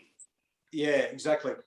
So I got a jack. It was quite expensive, but it's literally only about that tall. So even if I was on a uneven road or what have you, I could fit it in underneath. Scissor jack? Yeah, that's a jack. I'll see if I can dig it up, and I'll show you. It's a scissor jack? It's not a scissor jack. It's flat, and then it sort of goes up into a triangle, and then it comes it's a scissor down. jack. Yeah. It's not a okay. Classic shape, but it's just flat. Yeah. I'll go and find it and I'll show you. The only problem with that one is I don't think it goes high enough. So I've just got to put a chunk of wood underneath. To make it go a bit, or I just park on an angle or what have you. But you might want to show him a puck as well, eh? I've got a puck. Yeah. Oh, you got a I've puck. pucks. Okay, there you go. Yeah, for those that don't know what Jared was on about, the puck is this, which just helps you locate. There's a little hole in the position to put this pad, and Teslas have them for $50 for 4. Yeah, you can get them a lot cheaper from Tesseraries, I think they're called. $4.50 on AliExpress. I just ordered. Yep. Oh, yeah. The doctor knows the cheapest ones around. He's all over it. He's all over it. My man. Okay, no, that's very helpful. Thank you. Now, speaking of, so jack pads are between $9 and something else. But speaking of the doctor, his awesome kit is this. Oh, crikey. That's great. Out of Star Wars. Very cool. That is extremely cool. Where's the carbon fibre shroud on that right-hand side there, Richard? Is that missing or? Where? What? On the left-hand side. Hey, Richard, where'd you get the steering wheel from? I got it from Hand Show, but probably get it from AliExpress. I think the reason I spent a bit more on this one, it came with all the gubbins. I didn't have to take anything out of the old steering wheel except the airbag. Oh, yeah, right. Bloody hell, that's a job. Didn't want to disassemble my other steering wheel. Not for Richard. Just can't see it. Right, I think I've got it. You go to the other shot, Harold, you'll be able to see that. Say again, Richard. Cool, Show the other photo. You'll be able to see the carbon fibre on both sides. Oh, it's just the angle, is it? Okay. Hey, Richard, did you get that private message from me? I was wondering if you could text me the pictures as well, please, man. I just sent you my number. Yeah, no, I haven't looked. Yeah, I haven't got anything on chat at the moment. Thanks, mate. No, I haven't got it. Damo? Haven't got it? All right, I'll have a look. I'll get this photo up, Richard, just in a sec. It's just the computer's pedaling hard. There we go. Yeah, so there is carbon fibre. Oh, yeah. Just a bit subtle. Yeah, it's that's so awesome. It's and this screen, that's separate to the separate to the steering wheel, isn't it? Yep. Crikey. Well. And that obviously just taps into the CAN bus. Yep. Yep. Cool. That and you can have it's got Apple, it's got AirPlay and all that sort of crap that I never use. And you can change what's on the right hand side that you have PSI, or you can, the interesting one is the horsepower. It's got horsepower on it. So it tells you how many horsepower you're making or you're regenning, which is very interesting. It's just an analog dial. Does it also do things like battery temperatures and stuff? Because it tells you your motor temperature, not your battery temperature. Right. Okay. Cool. I also noticed that you've got the rotating screen as well. Yeah. Oh, yeah. Yeah, that's for sure. That's the one that Richard installed twice, just to make sure. Did you get the one that's got the fabric surround with the Velcro, or the newer ones with the plastic? Mine's got a leather surround that's got a same as I put in Pete's car. It's got a leather surround that clips into the dash. It's really nice. Yeah, it's awesome. But I modified mine because it was too far to the right, so I re-drilled it and re-engineered it so it's further over. It looks like it's a lot lower than the other screen. Is it about inch and a half? down? Yeah, it's good. Not a problem. Okay. And one last thing, Richard, the auxiliary display, I presume it also does speed naturally. And yeah, absolutely. But it wouldn't do. It doesn't. It obviously can't do autopilot visualizations. No, it doesn't do that. But what it does have, it's got nice big green indicator signs. Because often the indicators are so slow, they're so quiet that sometimes I don't realise I've left my indicators on. You know what I mean? On the main touch? Is it a touch screen? Yeah, it is. Yeah. So does that mean if you touch the battery symbol, it can give you percent or range? Well, it's got it on both. If you zoom in, you'll see both. Oh, sorry, it does. Yes, 138 at 31%. And also on the left, it's got 31%. Yeah, nice. And it's got your odometer on there all the time too. Yep. And I noticed that your tires are nice and hard. Yeah, I've dropped them off a little bit now. Now that I've got my new wheels on. It's also controlled by the right scroll wheel. So that controls, you know, what your dials show you and stuff. Oh, What did that display cost to set up, if you don't mind me asking, Richard? It's about $780, I think. Something It's like not that. too bad, really, for the wheel and that display. Like price wise, Changes the character of the car. So Richard, 100%. it's $780 for the screen, and and how much for the steering wheel? About the same. About the same. Right. Yep. Yeah. Cool. So $2,000 and you get the swivel as well thrown in. Yep. Or you can get them for about $99 on AliExpress for the same one. Yeah, that's right. Wow, that's pretty cool. Hey guys, I've got to go for my dinner, unfortunately. So Bruce, before you go, yeah. just before you go, I'll quickly show you. So that's obviously the normal. Oh yeah, yep. Jack. Well, So you'll notice I've just ground down.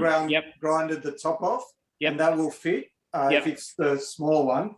But this is the one that I got online, so you can see how how small it is. So it's only be only about 40 mil, 50 mil, and then you just wind it up, so it just goes into like a triangle. Where did you get that? What was the? It is called. I'll have to look that up as well. It's called a low pro jack. I don't know if you can see the low pro jack. Yeah. Can you see that? The writing on there? Low pro. Yep. TM. Yep. Yeah. It wasn't cheap. I had to get it from the US as well. Whether it's the best option or not, I don't know, but it is the most compact in that it doesn't take up much luggage space. Yep. And it's not too heavy. And it will do 2,000 pounds. So I tested for 2,000 pounds. So, but yeah, the problem is it doesn't quite go not quite high enough. Yeah, so you got to put a bit of wood or timber underneath it. Yeah. So I'll try and go as high as we'll go initially. Yep. So yeah, it's almost at the limit. Yep. Okay. So it's given me all the information. Yeah, that's good. That's fantastic. My dinner's on the table. So no worries. You go and do that. You're welcome to come back if you want, or just watch us on YouTube, or welcome back. Yeah, I'll see you next Wednesday probably. Awesome. No worries. Thanks a lot, Thank Chris. you, Harold. It's Take been care. lovely to meet up with you guys, and we can all go to jail together. Metaphorically, yes. See you guys. See ya. Cheers. See ya. Now, Carmen's got a question about Jared, you've got it going on the ABC. You got Carmen all upset because you're accusing all of us of listening to the ABC while driving our awesome cars, and Carmen can't because her car is suggesting she needs premium audio, premium connectivity. It's $2 a litre at the moment. Funny you should say ABC. I did an interview today with ABC. And well, I listened to both, Jared. I Oh. listened to ABC and 6PR. Oh, that's extremely dangerous. That's living on the edge, that one. I like the talkback shows. That's I think excuse me, Jared. Jared, Call that dangerous driving. Up there with that, I think. So it counterbalances each other out, I think. Well, it was working perfectly, but all of a sudden it cut out. Oh wow. Okay. So, and did you say it says it needs premium? So is that there was a message that says you to stream? Yes. Because you can't use tune-in radio unless you've got premium subscription. Or, so you would have had your car for 1 year. Yes, exactly. Yeah, that's it. Yeah. So $10 a month. So Russell, can you not just tether internet from your mobile and then stream? No, because it disables the ability for you to get to those without premium. You can still use your web browser and stuff from your phone, but you can't play music. You also find that your actual map tools aren't working as well. Yes. So that will cut out as well. You can't see a satellite photo or aerial photo. You only see the map instead, and you also don't get the traffic data. Well, the traffic visualization. But as Joe found out, apparently the behind the scenes, it's still rerouting according to it still gets the traffic updates, but just doesn't render them on the screen. So Carmen, I have got a solution, and it is the ABC Listen app. Yeah, I've got that. And what you can do is you can stream it via Bluetooth from your phone instead. Didn't work. I tried. No, it will work. Only on Wi-Fi, I think. No, it goes through Bluetooth. It goes through Bluetooth. So when You've got to pick the right input. You've obviously got Bluetooth set up on your phone. Yes, I sorry, have. you've got your phones connected to your car. Yes, yes. Yes. Okay. So what you do is you go to radio, and then you just. But it doesn't come up. There's no radio. No, you click on phone. See how you've got phone? Okay, fine. Okay. So, and then, so what you do is you put the ABC on your phone first, and you'll hear it through your speaker of the phone, probably. Well, unless you're connected to Bluetooth, No. actually, you won't hear it. No, you won't hear it at all. Yeah. And then if you click on phone here, then it will pick up any audio that your phone is doing, which includes the ABC, or if you've got a YouTube video that you're listening to, it'll also come through on this phone icon. Well, yes, I listen to audiobooks actually. Yes, and you can do that. And that works. Yes. But it's a little bit cheeky, isn't it? A radio is part of any car's features. And I don't use anything else. I don't use movies or games or anything. There's actually radio. Do the model. Yeah, that's just FM though, Harold. You won't get AM on that one. Right, of course. Except here, you've actually got ABC. Yeah, that's digital. That's part of your subscription though. Oh, really? Oh, wow. But we listen to radio. Are you sure, Russell? Because this is a Shanghai. This is a more modern car than Carmen has. But I think this has digital audio broadcast, DAB. I thought that you didn't get that unless you had this premium, but I could be wrong. I guess that's hard to tell because I think we use TuneIn. Do we click on TuneIn? Because we don't have premium, but I listen to radio. Oh, good. Sometimes. Joe? I don't know what I'm listening to be honest. There's one station called Easy 80s, and there's another one. There's the Perth ABC or something. Yes. I don't know. I don't know how I'm getting it, but we definitely don't have premium. So to do that, Joe, you have to tether. No, nothing's tethered. No, Joe, you would have premium because you bought your car. You have a long range, don't you? No, just basic. Oh, sorry. We don't pay extra. I'll go out to the car in a minute and see what. But I think I click on tune. On your app. It's on your app. No. I mean, how I get the radio. All right. I'll go to the car and see how I get the radio. But yeah, I'll definitely get something. It's not on that. It's not that radio icon though. It's another icon. Interesting. And on the new app, it's only got controls. And you can't see very much really. You go to upgrades, and then you go to manage. It'll tell you what you've got. Oh, okay. Manage. I got it. Yeah. Then it'll tell you what. It says premium connectivity subscription expired on October the 26th. That's all I've got. Yeah. So that's what you've got. You haven't got. So it says you. Yeah. Autopilot is included. That's all it says. Right. Oh, have you guys noticed that if you go into your app now and you click on upgrades, you can then click on accessories, and it actually has shop items. You can buy stuff, yeah. You can buy stuff. I'd like that. I didn't see that. No, I just saw it. Is that how? Sorry? Where's that? It's on your app. You need to update your app, Darren. It only came out the other day, a couple of days ago. Oh, really? Yeah.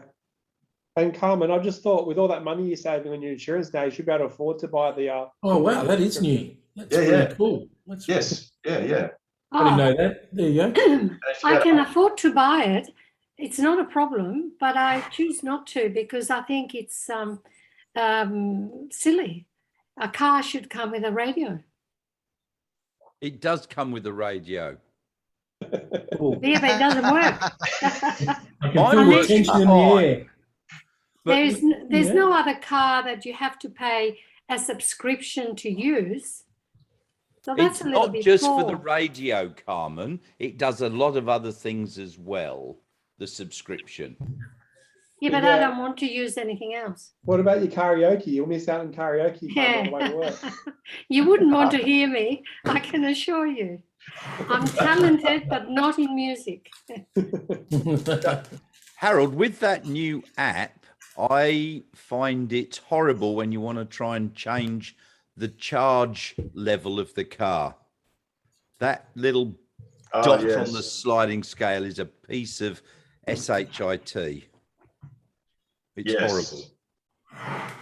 horrible. You're right, because in fact, in my finger, if I try and move it across, it sometimes moves the whole. It moves it to the next car, or a reservation. So that can be a pain too. Yeah, I've got to keep fiddling and messing around with it before it will work, and then I want to move it to 80%, and it goes to 95, and heap of shit. Have you got a iPhone or an Android? Android. There's your problem. No, much better than iPhones. They're shit as well. No, I like mine. Okay, so now we've had.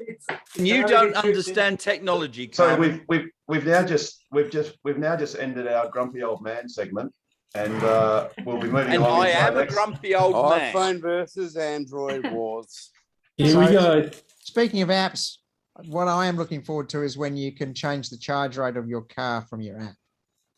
I believe it's already there. It's just waiting for a software update for the cars. Yeah, it's coming. Yeah, that'll be great.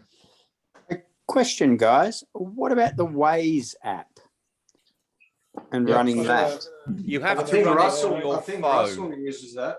Yeah, so this is a bit of a workaround, Mark, but you have to bear with me. There's at the moment, if you've got a screen like Richard has, you could probably run Yeah, through. I've got Waze on that, but it's so small.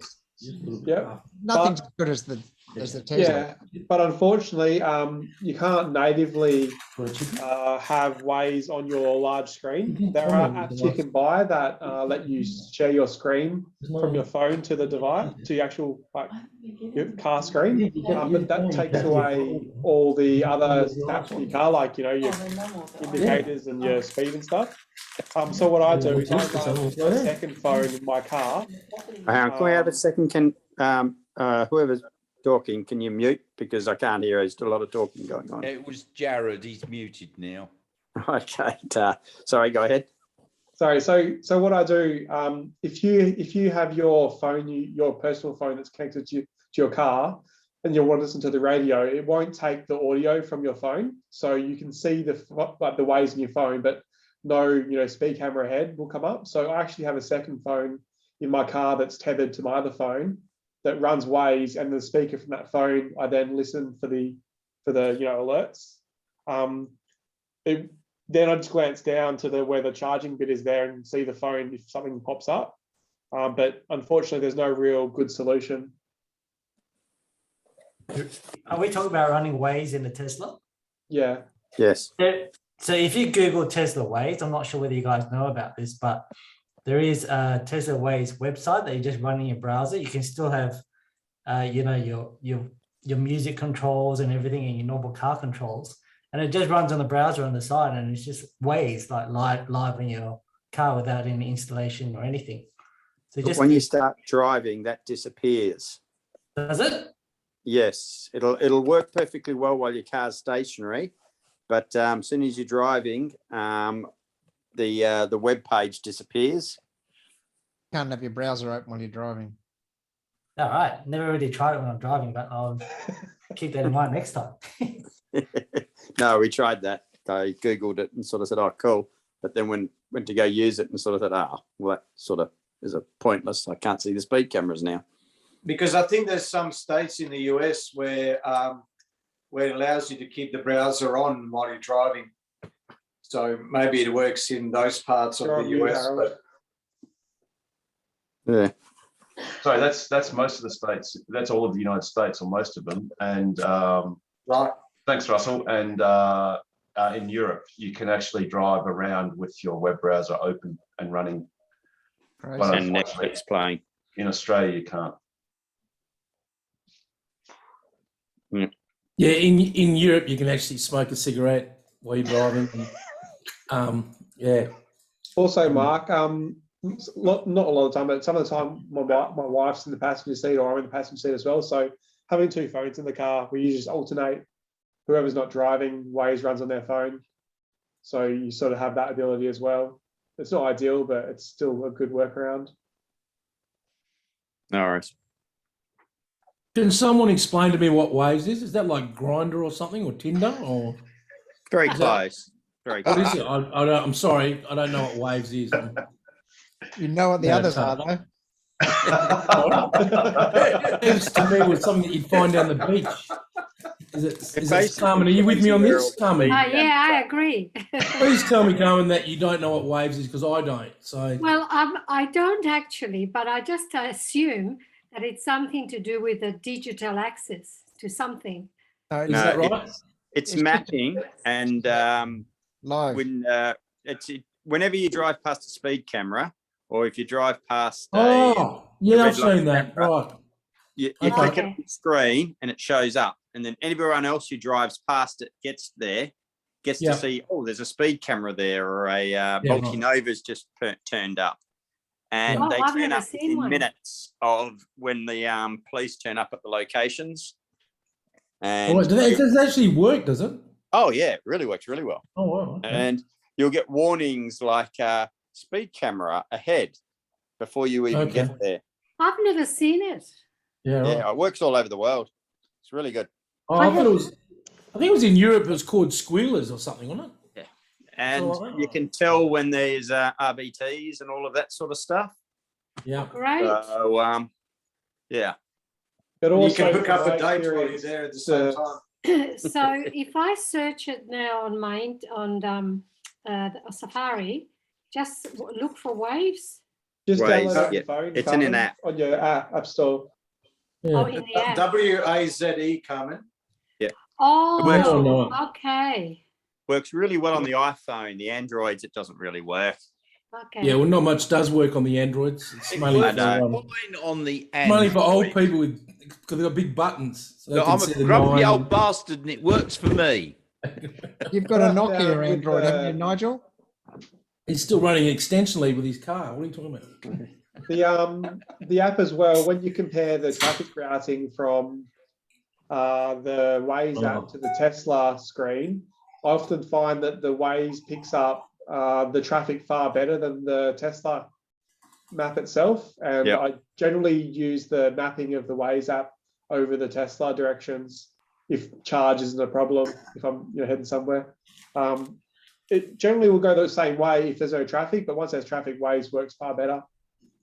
Oh, okay. I've just got it. So it's the app. Download it and I'll give it a try. No, I've not. And Carmen, you never speed anyway, do you?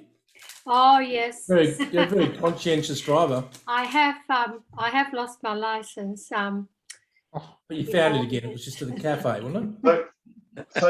Well, this it was an error. It was an error. Yeah, it was definitely an error. So perhaps that explains why the RAC was less enthusiastic about giving good discounts. Lucky that Russian insurance company came through, Carmen. It was a long time. I've learned my lesson. I'm now very good. Absolutely. Now, just a little interlude, Rob. Oh, Hey, look at that. Oh. Rob. Hey, Rob, just a little interlude. What is it? Hey, Rob. That's the new Cybertruck, 1/10 scale. I've still got my little one. From Target.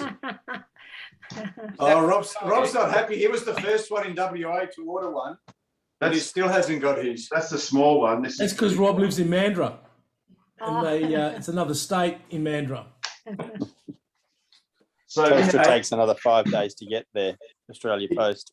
Hey, Rob, it came with the yoke steering wheel as well. So Richard's not the only one with the yoke. You're really. So in our third hour, we'll do a live unboxing just for Rob's benefit. Sounds good. Sounds great.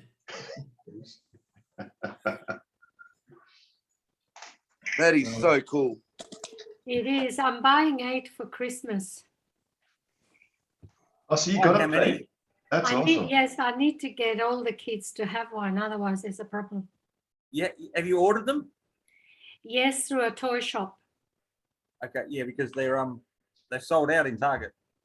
Yes. Oh, yeah. They're being sold in Robin eBay had for $300 $4 for all their grandchildren. I might buy my Blend wife them one out. for Christmas. Oh, look at that. Beautiful. I've got a question about Independent suspension. Oh, Yes. Yeah, okay. I've got a question about the Cybertruck actually that someone might be helping me with. When I put a deposit down on my Model 3, if I chose to not go ahead with the sale, I would have been banned from buying a Tesla for 1 year after that. Does that same thing apply if I put a deposit on a Cybertruck now? If they come out and they're like, $500,000, something stupid like that, will I still be banned from a year from buying a Model Y? No, because you don't have to. All you've bought is a reservation for $150. So you don't ever have to do anything with it. You can just let it sit there. It's not an order. Yeah, It's but only a once they're reservation. available, if you don't purchase it, Apparently, Elon will come around and egg your house. That's about it. That's about as far as he goes these days. There was a time when they were doing the toilet roll thing, but that's all cut out now. That's changed. So just egging, pretty much. That's is that because they ran out during COVID? No toilet paper left. Yeah, they just cut that out straight off the bat. So it's just eggs now. Okay, so if I was to put a deposit down on one now, even if I can't afford one when they come around, it's not like I'm going to be banned from buying a. No, he won't hold it against you. I'm sure. You mean a deposit for the Cybertruck? Well, you only got to put 150 down. That's fine, but Correct. when they're available, if I choose not to buy one, I'm not going to lose my ability to buy one. No. So while we're here, Russell, put it on Harold's card. It's not a problem. Yeah, that's what I did. Just put it straight on Harold's credit card. Here we go with Harold's card again. There's no issue. Hang on. So what's your card number there, Russell? We'll just do It's this a part of the club. Uh, The club have Harold's credit card as well as tyres. Well, what they'll just do is they'll just decrease the battery life in your current Tesla down to 10 Ks. Put it in valet mode or something permanent. Yeah. This is the best $20 you'll ever spend with this club. You get tyres, leads, and Harold's credit card. So if you're going to Bali and you need to book some accommodation, Harold's credit card. But the only problem is I did that, Jared. I did that, but I just keep getting them wanting to pay the money back onto his card. Yeah, I know. That's a bit rough, that one. He has lent his credit card out to people, though. He gave me some free charging down at UWA one day. He's a saint. Came to charge himself, and I couldn't figure it out. So you plug in and off he went. There you go. Yes, Harold's definitely up there as Sister Teresa, the next step. There you go. So I'll ask a question actually on the charging thing, because we haven't done it outside of the house yet. The charging before your minds wander elsewhere. What am I meant to set up with the credit cards and all this and accounts with certain different providers or anything? Am I needing or? Yeah. Chad. Sorry. Go, Pete. Anyone? Okay, so I'll take it. So there's a few apps you need. One of them will be ChargeFox. So if you download the app ChargeFox. Plug share would be number one. Oh, well, sorry, yeah. But if we go to just payment apps, there's ChargeFox. And ChargeFox looks like that orange. Yep, got that one. Then another one is Next Charge, which is the one on the left. Next Charge. Sorry, the right. Sorry, the right. Next Charge. Then there's another one which you'll need for UWA is Smart Charge, or one word, just Smart and Charge. Next Charge. What does that one look? Next Charge. It looks like a stylized green petrol Bowser something. It's just sort of there. Sorry, I'm just. Well, I was saying, make sure you listen to the radio. Okay. There's Next Charge there on the right. Okay. Next charge. Okay, we're going to get rid of the space on that one because it doesn't. By the way, you'll see an app there. It's called Windy, W-I-N-D-Y. That can. Oh yeah, they're plugged up those. I do boating. Yep. So. Yeah. Okay. Next charge. Yep. And Smart Charge. Next charge. And there it is. And what's that other app there? The Gentleman Club one. What's that one? Oh, that's very special, Jared. That we don't talk about that. That's the new. That's the new icon for Grindr. Is it a charging point? Do you go there to get charged, or? Wasn't quite sure. Yeah. I don't know of any of those weird apps that you speak of. Mark, can I just make a suggestion? I'm a newbie to not just plugging in at home myself. So I've got those apps, and every time I've used them without a card, it's been very, very ugly, and it hasn't really worked. So yeah, get the card. Get them to send you a card, because if you're somewhere and you're trying to get your app to work, you're down in Bridgetown or something, it's a pain in the rump. But if you've got your card, you just swipe it and go, and it works. Yeah, there's places like Grace that unless you're with Telstra, you won't be able to get reception, so you won't even be able to get to the app. You can also link multiple accounts with the same card. So all those ones that Harold spoke about, I've got one card that covers them all. Oh, so just get one card and link them all together. So how do you just need an RFID card? Yeah. And you also get a discount with the RAC, 20% off. Yes. Yeah. Well, Mike didn't give me one. If you drop Russell's name, you get 20% off. That's it. You don't need it. You just type any number in and it works. Just insurance on the cars too. I was insuring the wife's cars through work, and they wanted $5,000 to insure it for 12 months.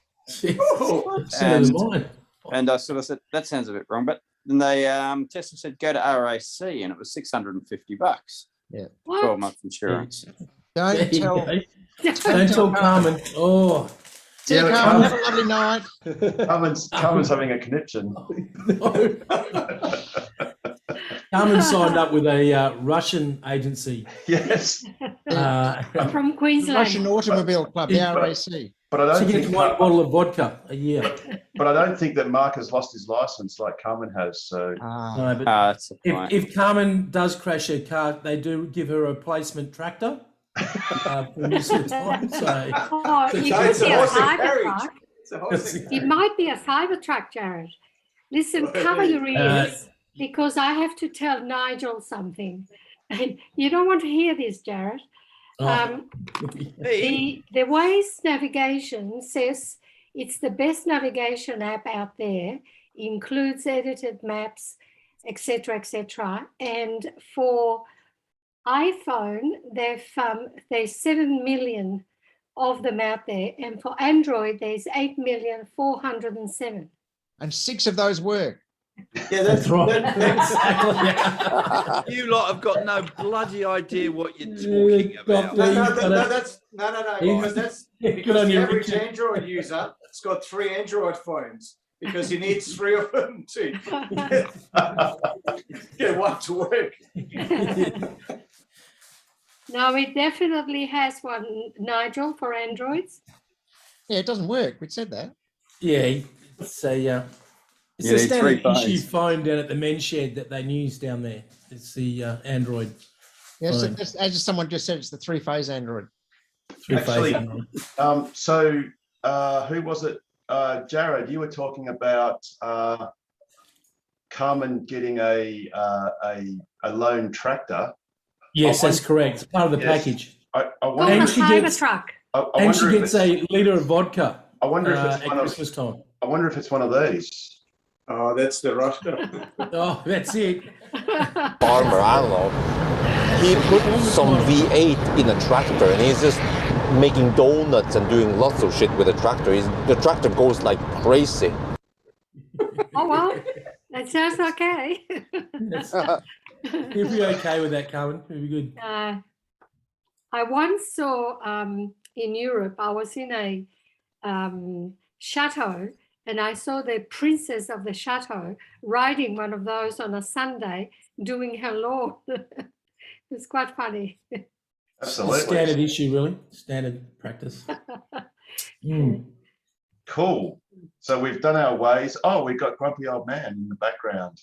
He's changed it. He's changed it. No, the grumpy old man's in the foreground, Harold. Yes, that's right. That's exactly right. So, Pete, you're not ahead of the curve at the moment. Oh yeah, sorry, just lagging behind. Hang on. Yeah, it's at least he's out of the car now, which is good, thanks to that that setup that we did. The that GoFundMe page has come in well. He's moved back into the house, and we don't talk why he went in the car, do we? No, not at all. We never do. No, Do you want to just replay the event that might have caused it, though, Harold? Yeah, let's put it on. It's always my favourite. I'm looking forward to that Wednesday night. Which one? Sorry, the one that caused the doghouse incident. Oh God, I never went to the doghouse. That's driving with the young blonde.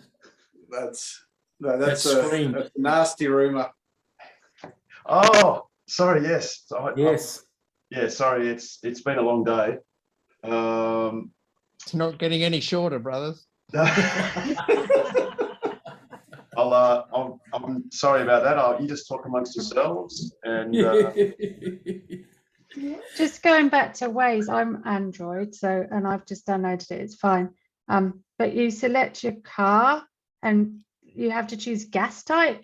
I'm like, and all you can have is unleaded or diesel. The only reason why that's there, Joe, is so that if you're looking for a petrol station, it will direct you to one that has the right petrol. So you don't need to worry about it. Just put anything in. If you got the Android, it lets you put the EV stations in. Apple allows you to put the chargers. I was going to say it would be good if you could say you're electric and then it would show you the chargers, but no. And if you're in LA, you can select handgun. It will take you straight to Prompton. So it's pretty happening. Okay, ready? Here it is. You don't have a Sonic or anything? No? I love this video. No?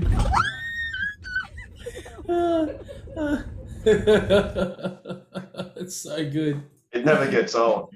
It just no, definitely not. It Can we, so can we true, just though. block out the ugly one on the left? Can we just get rid of that? A good looking rooster. I don't know. It's our man. He's the pin-up man. Hey Harold, you need to play the one with the Tokwa logo on it. Strategically placed. What, over your face? Yeah, pretty much. Yes, I have done one with the Tokwa logo, but it wasn't quite big enough to Pete's liking. He wanted it off the screen. It only covered about half my six-pack. Harold, half my keg. That brings me to remind all you people that Peter will be getting an award for that next Tuesday night. You have checked your emails tonight, haven't you, Peter? Yeah. Peter's getting an award for scaring young blondes. Yes. So if you guys are not busy, next I thought it'd be a Tuesday- cease and desist. Yeah. So go right. Tuesday at the Physical Science Building at UWA, Curtin University. The guys that were all involved in the Synergy Drive Day will be getting a presentation. Sorry, Rob, you just said two things then. You said UWA and then you said Curtin. So which one is it? Sorry, Curtin Uni, I said. Cool. Curtin Uni. Yeah. Oh. Next Tuesday night at 7 p.m. And Pete's going to get an award. And you don't have to be an AVA member to go to AVA meetings. Okay, there you go. Is it fancy dress? Yes. We come as a Tesla part, or we prefer you dressed, Jared. Just on the logo, Harold, was there anything on those stickers, or is that not a thing? Sorry, say again. On the logo, I mentioned about the stickers the other day. Did you talk to the guys about that in the? Yes, we did. Committee meeting. Yes, we did. We are doing stickers. Woohoo! Oh, that's good. So yes, there will be stickers. All right. So can we buy them now, or they come free with every membership sold? I think we should give them away with every Patreon subscription, Harold. Yeah, I think so. That's definitely. That's right. if you're in a plaid Patreon, Oh, that means I've got to upgrade. You got to upgrade to plaid, which is just patreon.com/Tokwa. And I'm hoping it's going to work. Oh, there it is. Look at that. Oh, actually, sorry, I can't show it because I'm already logged in. His credit card would come up again. It will. Okay, here we go. Makes awesome TV when you're doing it live. There we go. There's Patreon. So we've got 3 levels. We've got SR Plus, we've got long range and performance. We haven't we've got 3 Patreons now, Harold. We've got 3 Patreons. It's awesome. Once we get 300, we should be okay. Who's the third person? Do you know? Yes, he's in the house. So your currency's in US dollars, mate. What's going on? No, it's not. It's AU. It's AU, Australian. Okay. We're in Australia. I've got currency US dollars on mine. You shouldn't have. I've just looked it up and it's got. Oh, I say choose your currency. I see. There you go. Maybe for the Patreons, Harold, on other YouTube channels I subscribe to, they mention the Patreons each time. Maybe you can have a little banner with the people on there as motivation to donate and get recognised. Yes. I mean, I think when you see Nigel, it just makes you want to donate anyway. So, to what? I like to do my bit. You know, just the old system. Yes, we've got to turn that frown upside down. That's what we're going to do. He's tuned out. Well, it's not going to happen. It's not. It's not. Not while Jared's around, anyway. We could have special. Well, we were going to promise that for Patreon only supporters that they'd have extra videos and outtakes. Oh, I thought you were going to say they didn't have to watch this. For the non-existent plaid level, which would be rather expensive, I reckon. I know Pete Petrosky's actually got a pair of hot short shorts, so we could have Pete trying those on live on Patreon. I thought that's why the girl was screaming in the car. I thought that was the whole thing. Like, there isn't enough, even with all the printing presses in the world, there isn't enough money in the world for that to happen. I thought there wasn't enough material to go over your. That too. That too. Dearie me. So anyway, has anyone got anything more cogent questions or comments? Yeah, what's happened to all this Tesla wave? I've, as you know, just been down to Augusta, Margaret and Bustleton, and I saw heaps and heaps of other Teslas, and I'm flashing me lights and waving like crazy, and they just drive on by, miserable bastards. That's because they've heard of you, Nigel. Oh, right. Your reputation precedes you. I'd say it's a classic case of the new people buying Teslas are more. It's a mature market now. So before we were all us enthusiasts who, you know, we would be impressed to see a Tesla a week and wave because like, oh shit, a Tesla. Now it's just like another one, then another one. You get a sore hand after a while. It's just repetitive. But I still do the two-handed wave because I've got my full self-driving. So I'm going, hello. Then I am holding the steering wheel, of course. I sometimes do the driving around and just go. Look, Mum, no hands. No hands. I tell you what, Harold, the best thing is to take your glasses off and be cleaning them whilst looking at the person next to you. I've done that a few times. Just be careful, Nigel. I had a situation this week where I had my hand sort of on my top of my knees, not on the steering wheel, and took my glasses off, like you said, and the car next to me was actually a undercover policeman who promptly looked in the window and told me to put my hands on the wheel. Oh, wow. So I think it's actually illegal not to have your hands on the wheel when you drive, maybe. And I guess I avoided getting pulled over, but probably having your hands behind your head and making a bit of a song and dance about it probably won't be looked upon well if they do see you do that. I always keep at least one finger on the wheel. Just so that it's got a bit of weight there and it doesn't keep nagging me. And if you're wondering, Nigel's got 11 fingers. Well, where did you buy that finger, Nigel? I was going to say, where did you buy the finger? The finger's not on his hand. Down really low, is it? Harold, is that what happened to you, mate? I wore mine out. Yeah, he's got 2 more than Harold. Oh, hang on. Here's a question. So, is it true if you get done by you get blow in the bag by the police, if you have your autopilot on, whatever you actually blow is halved? Yes, that's it. Good. Okay. Yeah, definitely. Yeah, I can see The that. car gets half and you get the other half, so you can actually blow 0.1 in a Tesla. Yeah, if you're drinking mid-strengths, absolutely. Yeah.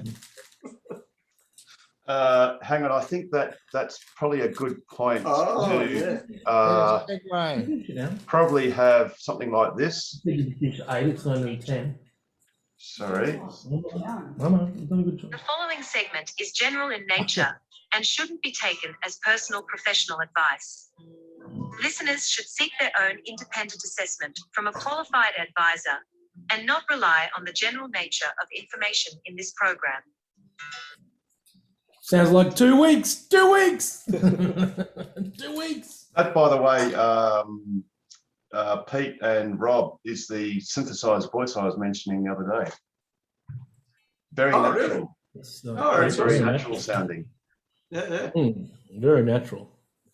Hey, But speaking anyway. of drink and driving, Harold, if you've got it on hand, you should show that video of the guy falling asleep with his... Yeah, that's a classic, that one. That's my second favourite video. Oh, it's your second, right. It's my first is the screaming one. That's my favourite. Because that was your favourite. So it was my favourite. No, the screaming one's gone to number 1, and it's going to stay there for a while. And this is definitely my second favourite video. I really enjoy this one. Reminds me of Richard Cooper. Every time I see him, I think that's the doctor driving. Yes. Every time I look at Richard, I can't unsee the face behind him in the curtain. That's because he's a Vi har specialised. passert 5:30 fredag morgen. Her kjører en Tesla på E6 mot Vinterbro. Alt er da normalt her, tenker du, men tipseren av denne videoen aner ugler i mosen og tar opp mobilen og filmer. Da han kommer på siden av bilen, sier tipseren at sjåføren sover bak rattet, mens bilen kjører i ca. 100 km/t på motorveien. Jeg trodde først det var en spøk, men så jeg at han sov. Med hodet hengende ned og ingen synlige hender på rattet, fortsetter bilen å kjøre, trolig på autopilot, mens tipseren holder følge i over 10 km. Jeg prøvde å få ham til å stoppe flere ganger, men han responderte ikke. Ferden fortsetter på vei inn i Nøsttvedt-tunnelen, før bilen plutselig stopper automatisk.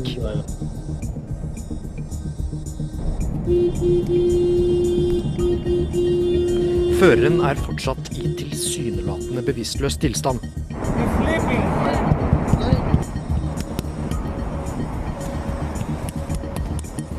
Politiet ankom stedet ca. 5 minutter senere. That's cold. There you go. Harold, I just sent you a video. Yes, I'm just processing it now, Richard. It's Jürgen. It's only a minute. Is that the German one that you're going to show us, Richard? There's a... No, this is Jürgen and Helen in the Targa West. It's only 1 minute. How quickly this guy can drive in one of our Model 3s is nuts.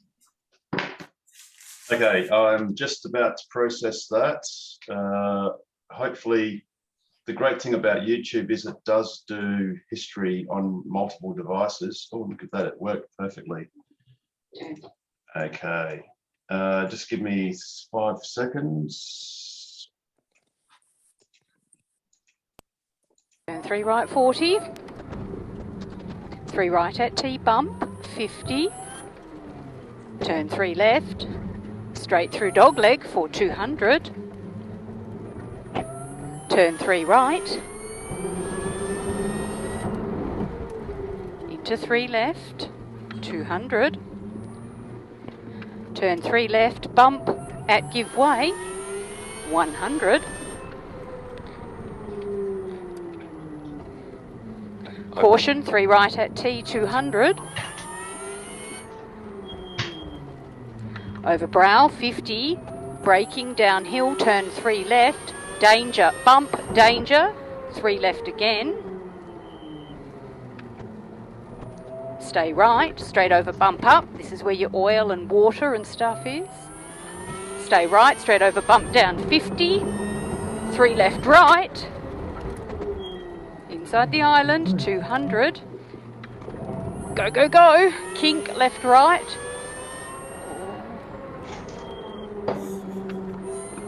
Flying finish, and we must come to a stop.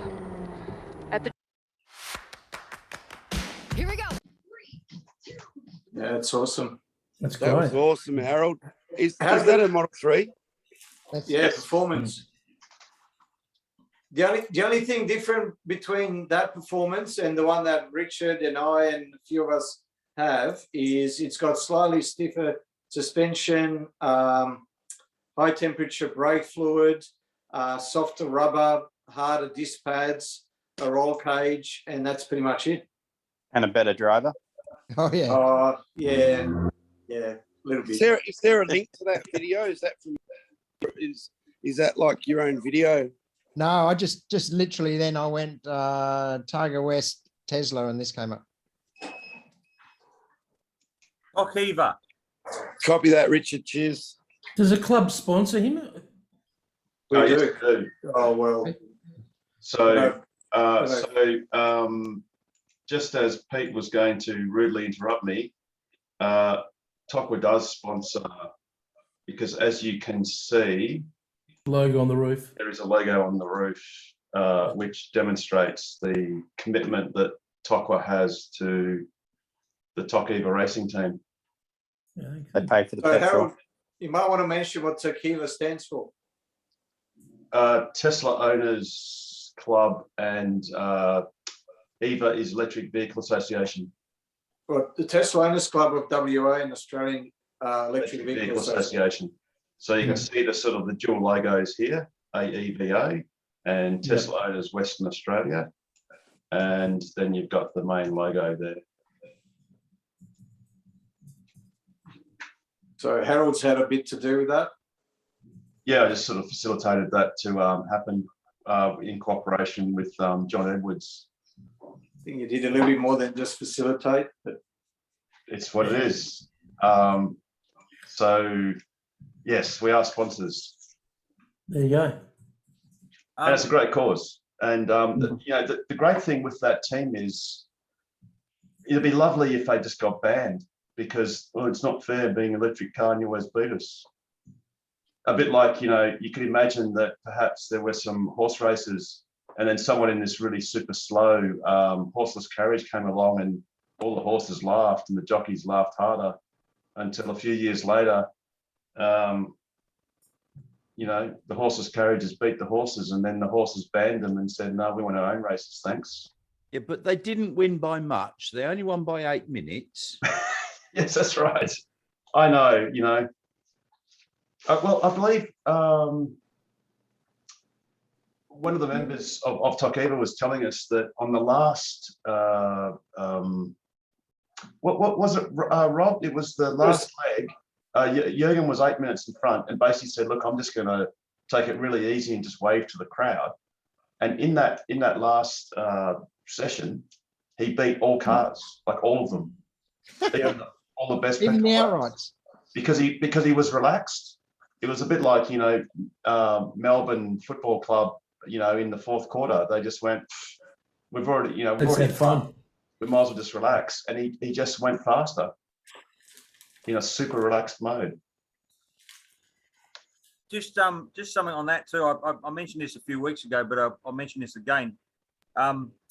We had that car at Electricana back in March, and Peter found out that the suspension had been replaced with this super sport suspension. So he said, "Oh, can I drive the car back to Coburn?" So I followed him while Pete drove the race car, and we got to a roundabout, and he just kept going round and round in circles.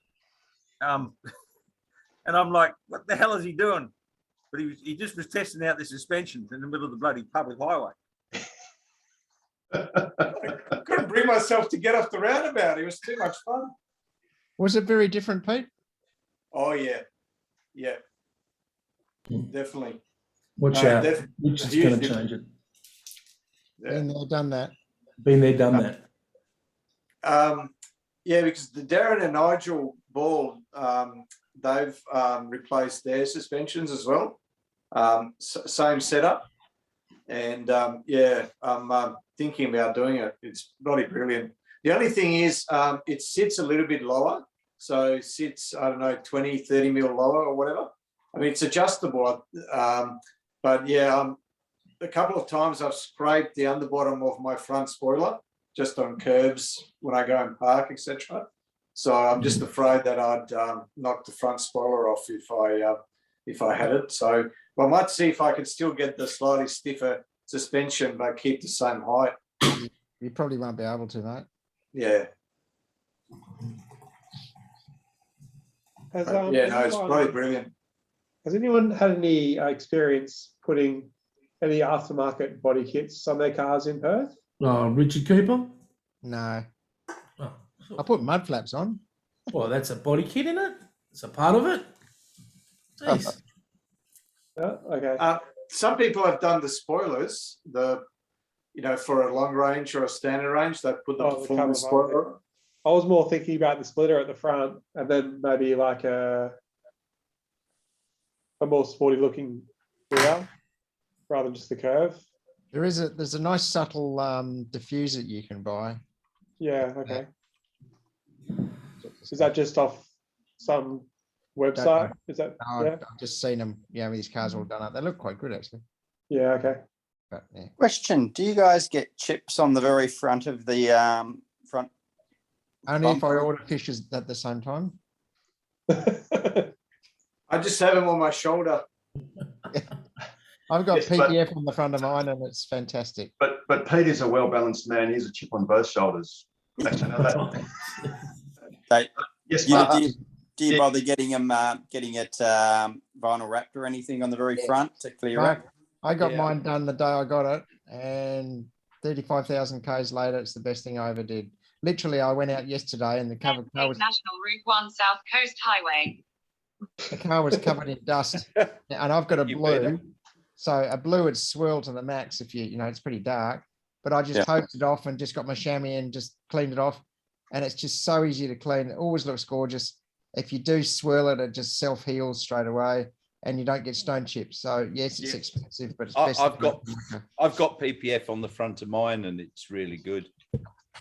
What colour is your car, Mark? The night silver one. Oh yeah, nice. I was going to go to the poverty white, but I was at the yard there and I was watching, and it was one going out, next one going out, next one going out, and it was sort of, I'll go with the silver one because you couldn't get the burnt orange, so that's limited edition. Yeah, I would highly recommend it before you get stone chips. Okay. When I looked at the cost of it, I'm not sure if it changed, but the cost they quoted me to get the front covered, it was the same cost as buying a whole new bumper. I didn't know whether it was worth it. I could just replace the bumper and get a brand new one for the same cost. Yeah, but then you have to do it again next week when you get the next stone chip. And next week, mine's white, so I didn't think it'd be white's not so bad, I suppose. Bigger issue, but something to think about, I suppose. Oh, this coating, I was thinking of just we've got across the road from work is the sign writing place, and they do all the work vehicles. So I was just getting a clear on it, or is this something else that you need to put on it? Well, this is paint protection film. It's not just wrap, because wrap won't protect your paint very much. This stuff's quite thick and it's self-healing. Actually, Damon put some clear wrap on his car, and unfortunately, once the sun hit it, it just went this burnt orange color.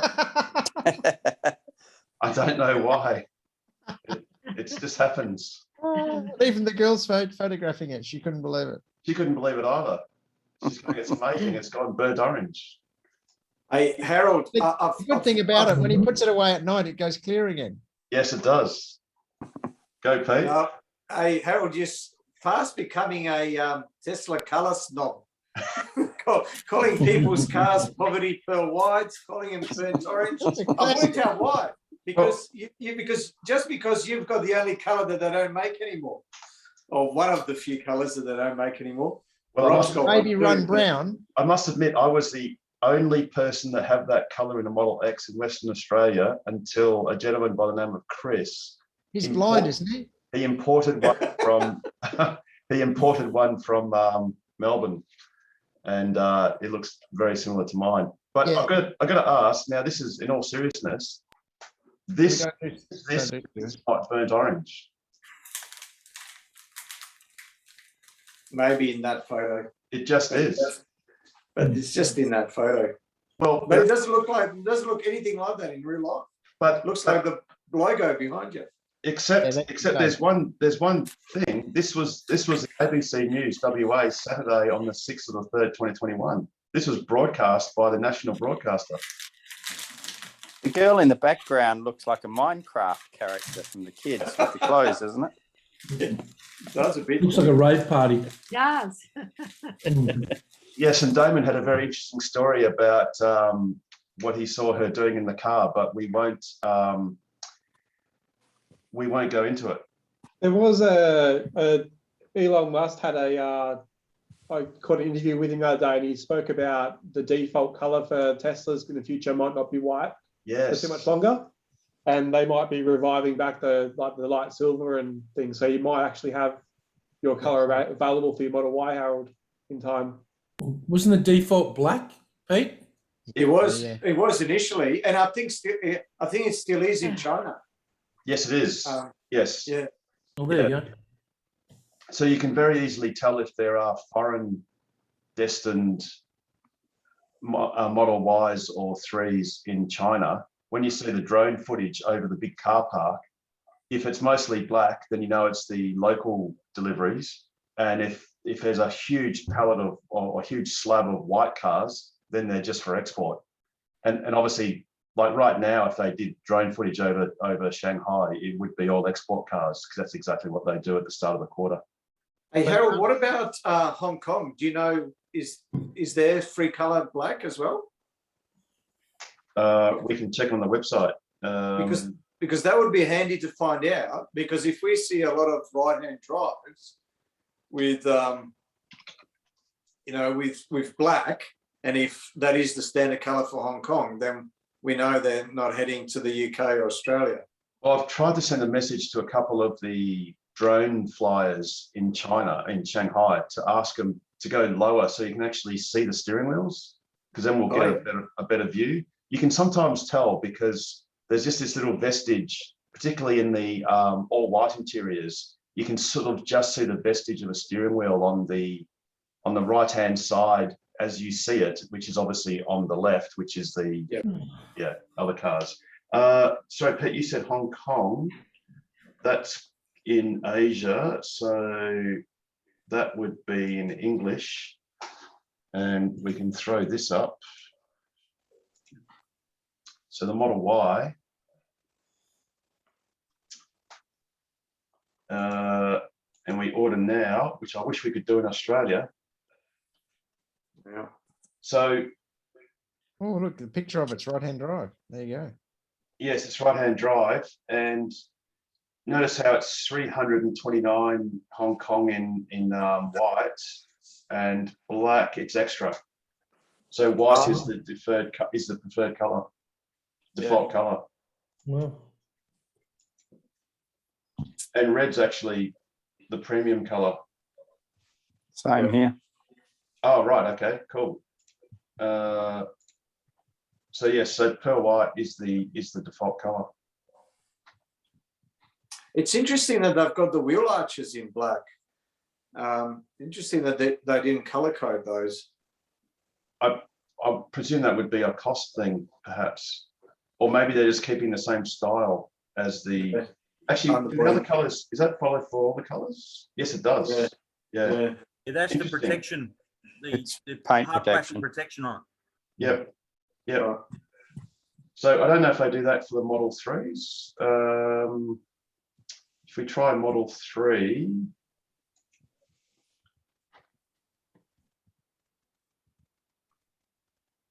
No, Model 3s are painted. Mm. Well, in fact, they don't have that trim. In fact, that trim is like the Model X's. The Model X's have that same sort of thing with the plastic. I think it looks a lot better when it's color coded. See how the Model X has an insert as well into the wheel arches, same as the Model Y. So they've gone for more that open arch.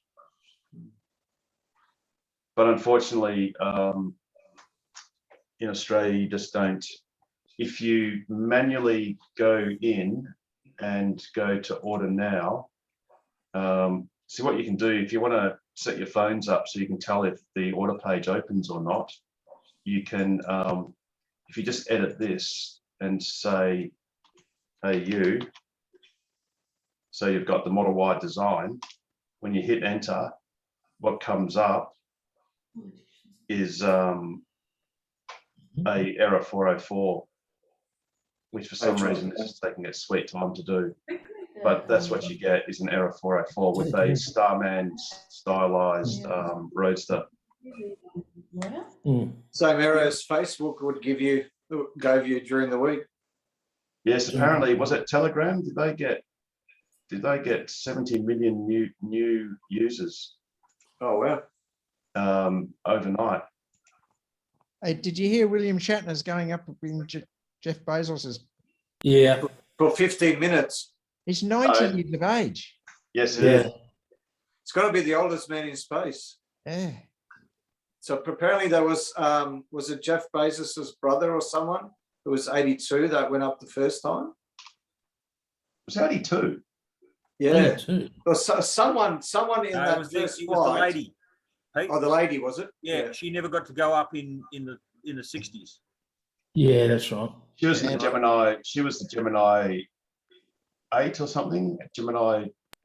There was a ladies program in the yeah, they were doing full astronaut training, but of course the bosses at NASA never intended to have ladies go up into space at that time. Yeah. So, but this lady, she actually managed to do it when she was 82. Yeah, but they ran out of fuel before they actually got to space. Well, they didn't really get to space, did they? I know. Didn't get into orbit. It's contentious. They went suborbit. 80 kilometers. Well, they're not orbiting. It's a ballistic. Straight it's up. right, as Richard says, they ran out of fuel at about 50 Ks and then just keep flying for the next 80 Ks, or decelerating until they go to zero and then go backwards. It still falls down to space, falls out. So it's not in space, it still falls out of sky. Well, anyway, guys, I've got to go. The bottom line is there's no in-flight catering. Yeah. It's just, no pre-drinks. All right. Nice meeting you guys all. I'm heading off. So yep. Thanks for coming, and yeah, welcome back anytime. We've also got casual meetups that we'll get out to you in due course in emails. We do one every month. But yeah, welcome back anytime, and have a look on YouTube if you like. Yeah, plenty of content. Okay. Cheers. Take care, it. Mark. And this grumpy old bastard, it's way past his bedtime, so he's getting really, really grumpy. Oh, you're an inspiration for us, mate. Yeah, well, Jared's still around, so the Red Simons of the forum. You're 4 times the inspiration. Hey, so Nigel, tomorrow morning on ABC, I'll be on the radio at 8:30. I'll be sound asleep still. Oh no, you get up early. You're like Richard Cooper. You'll be up at 7. No, why are you on the radio, Jared? Hey, do you want to pause, Jared, or we're good to? No, we're good to record. No, just cool. some issues with my business, basically sorting out a few politicians. Basically, that's what I'm trying to do. So I will listen, Jared. not thanks. In the car. Thanks, yeah. Not in the car. Not when you're driving. Not please. driving. Not when you're driving. Be parked at all times. Very dangerous. ABC will send you to sleep. Yeah, No, they I've don't. warned Nigel. But yeah, Please they're make getting sure- interviewed on that. So Can you make sure before you interview that you give a warning to everyone that they are driving a car to please pull over before the interview starts so they don't. I was nearly going to do that today, actually, but yeah, I didn't. No, don't. That would be hilarious if you said, "Look, we're on the ABC, and I know there are a lot of people listening. And I need to tell them, I need to tell them to pull over." But yeah, in all seriousness, I don't even know where to go with that, Jared. It's just, it's just devastating. And what rings in my ears, and it was going to take too long to find out which episode it was that you said it, and this was several weeks ago when you said that, and it really, I took it to heart, where you said, all of these restrictions are killing my business, but I love the fact that we've got full freedom here and we're healthy and we're safe. And I thought, and I didn't realize how bad things were. And it's like, wow, you know, this has been ongoing for at least 14 months. Once Sydney basically went to lockdown, we lost the last portion of our work. And then when Melbourne went to lockdown, we lost, another portion of our work, and then that was it. And then when Mark McGowan got on the radio and said that we won't be opening the borders till, April next year, that was the end of it for me. I had no choice. So finance companies were putting pressure on my business. They're not governed by anybody. So, basically that's what happened. I had to put the business into voluntary administration. Oh. And now I'm just seeking a bit more attention from the government in some of the things they've said they can do, and they've done nothing to support me. If I was in Sydney or Melbourne right now, I would be getting $750 a week support from all my staff. But because I'm in Perth, there's nothing wrong in Perth. So it's that's terrible, Jared. My son lives in Sydney, and the government are giving him $750 That's a week right. at the moment. That's exactly right. Yeah. And look, the other thing too is that the banks, the federal government had underwritten a whole lot of COVID SME loans. Yeah. Yes, and so we applied for that loan. It took us 8 weeks for the bank to get back to us. The problem with that loan is, and they don't tell you this, is that you need to be able to service the loan. Even so, you're not making any repayments for 2 years, and you've got 20 years to pay it off. You don't, you need to be able to show that you can service the loan now in a pandemic. So I showed them figures of our business in 18-19, which we paid off a $500,000 loan and could show well and truly serviceability before COVID. And they said, well, it doesn't matter right now. It needs to be, you need to be able to service the loan now. And that's the loophole of nobody getting the loan. So every other production company that I've spoken to from Sydney, Melbourne, Brisbane are finding the same problem. They can't get the loan, and they're struggling too. Some companies have been all right in Sydney and Melbourne because they've had television shows running, so they're okay.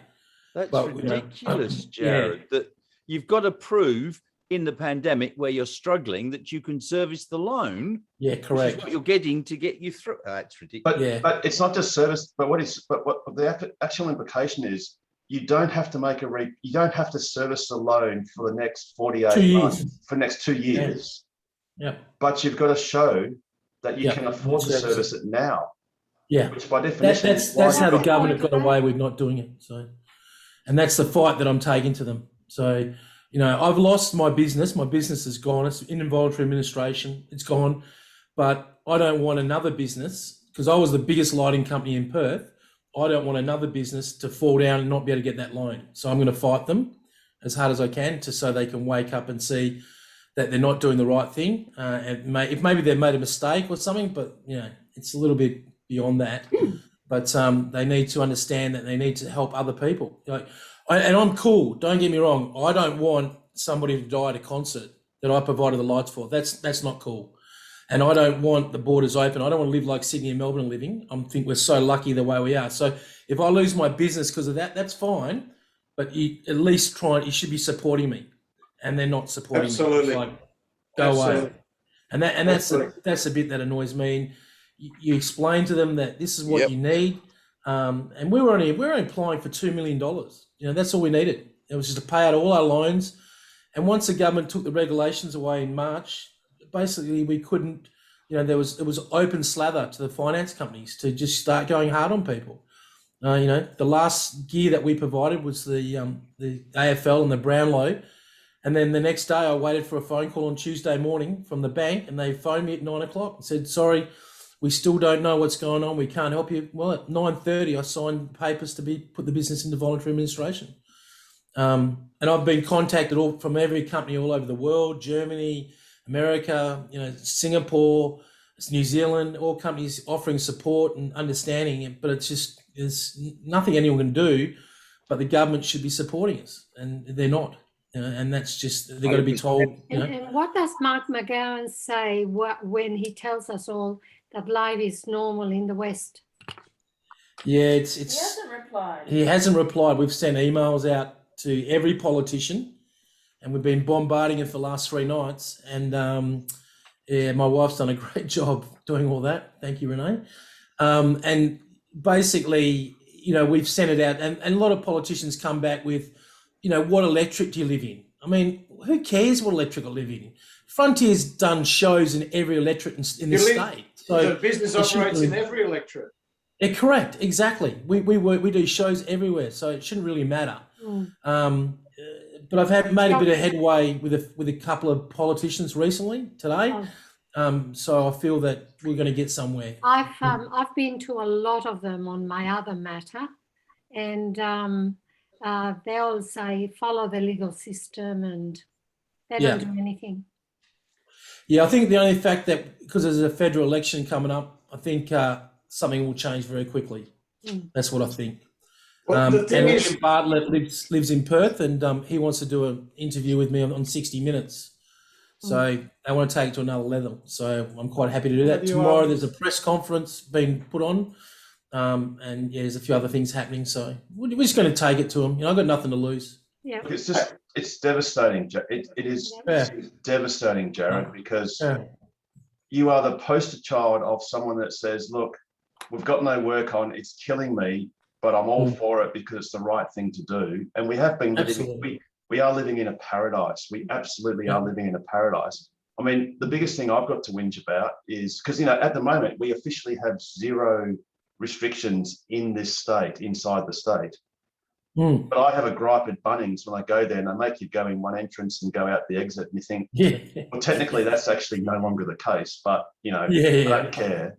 But to literally have this thing where your business has been killed because of a direct externality that beyond your control, like, you know, and that all they have to do is, if everything opens up and concerts resume, then you're back and running and it's all good. Yeah, correct. Yeah. And that irony of, but for want of just a suspension of your debt arrangements, even if they accumulate interest, you couldn't care less. No, your finance companies just said, we'll just capitalize the interest for the next year or so, and then when you get back on your feet, you'll just pay it all off in a couple of years, and then it's Bob's your uncle. Yeah, but you compare that to, you know, the Harvey Normans and all the other, you know, they were getting JobKeeper. While their stores, while they couldn't keep up because there's, you know, they had a huge windfall because of the pandemic, and they were getting JobKeeper. Yeah, there's companies like yourself, and like that article said, it's not like your business can pivot. It's not like there's something else that you can do.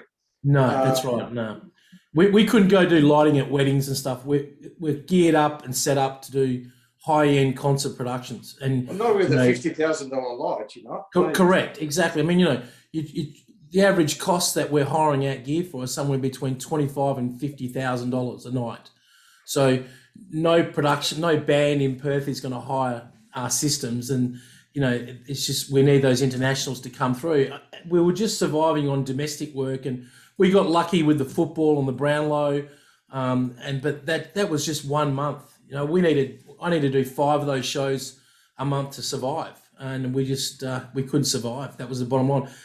Laying the staff off was devastating, and let alone the contractors. You know, I've got about 40 contractors, over 100 casuals that we use when we're flat out busy. So, you know, it's devastating for everybody. I mean, I'm the biggest loser. I put 21 years into Frontier, and I've walked away with nothing. You know, I walk away with nothing. There's, you know, $3 million worth of gear down the factory, and I walk away with nothing. I lose my super. My super was the business, and yeah, well, that's it. I'm done.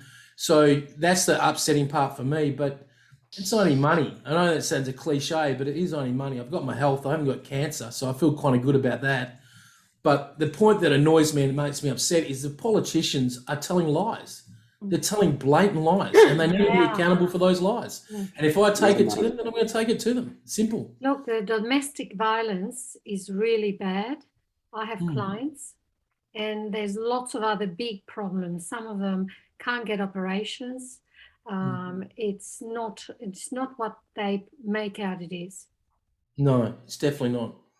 But yeah, you know, there'd be one other company that's close to my level, what we do, and they diversify in other areas, so it doesn't affect them. We were kitted up and set up and have been for the years to do international shows. And now the bottom line is the concerts that come to Perth, they're going to cost more money because they're going to have to bring trucks across. So you're talking about 4 semi-trailers coming across at $22,000 a truck. And if the first show's in Perth and the next show's in Adelaide, then they're going to fly another driver across. He's got to spend the night in Perth, and then he starts driving the next day. And that's 2 drivers to get to Adelaide within the 36-hour period. That's just costing more money to the promoter. So the promoter's just going to put that on the ticket price. So the ticket price is just going to get bumped up. As simple as that. And in the long term, the public's going to miss out because we're going to have less concerts because they're going to be perceived as not having as much demand because Perth people got to pay more for the tickets. Yeah. We cut, the thing is, the level of concerts that we were doing was not the high top end shows or the medium sort of shows. The high top end shows tour everything and bring everything out to Australia.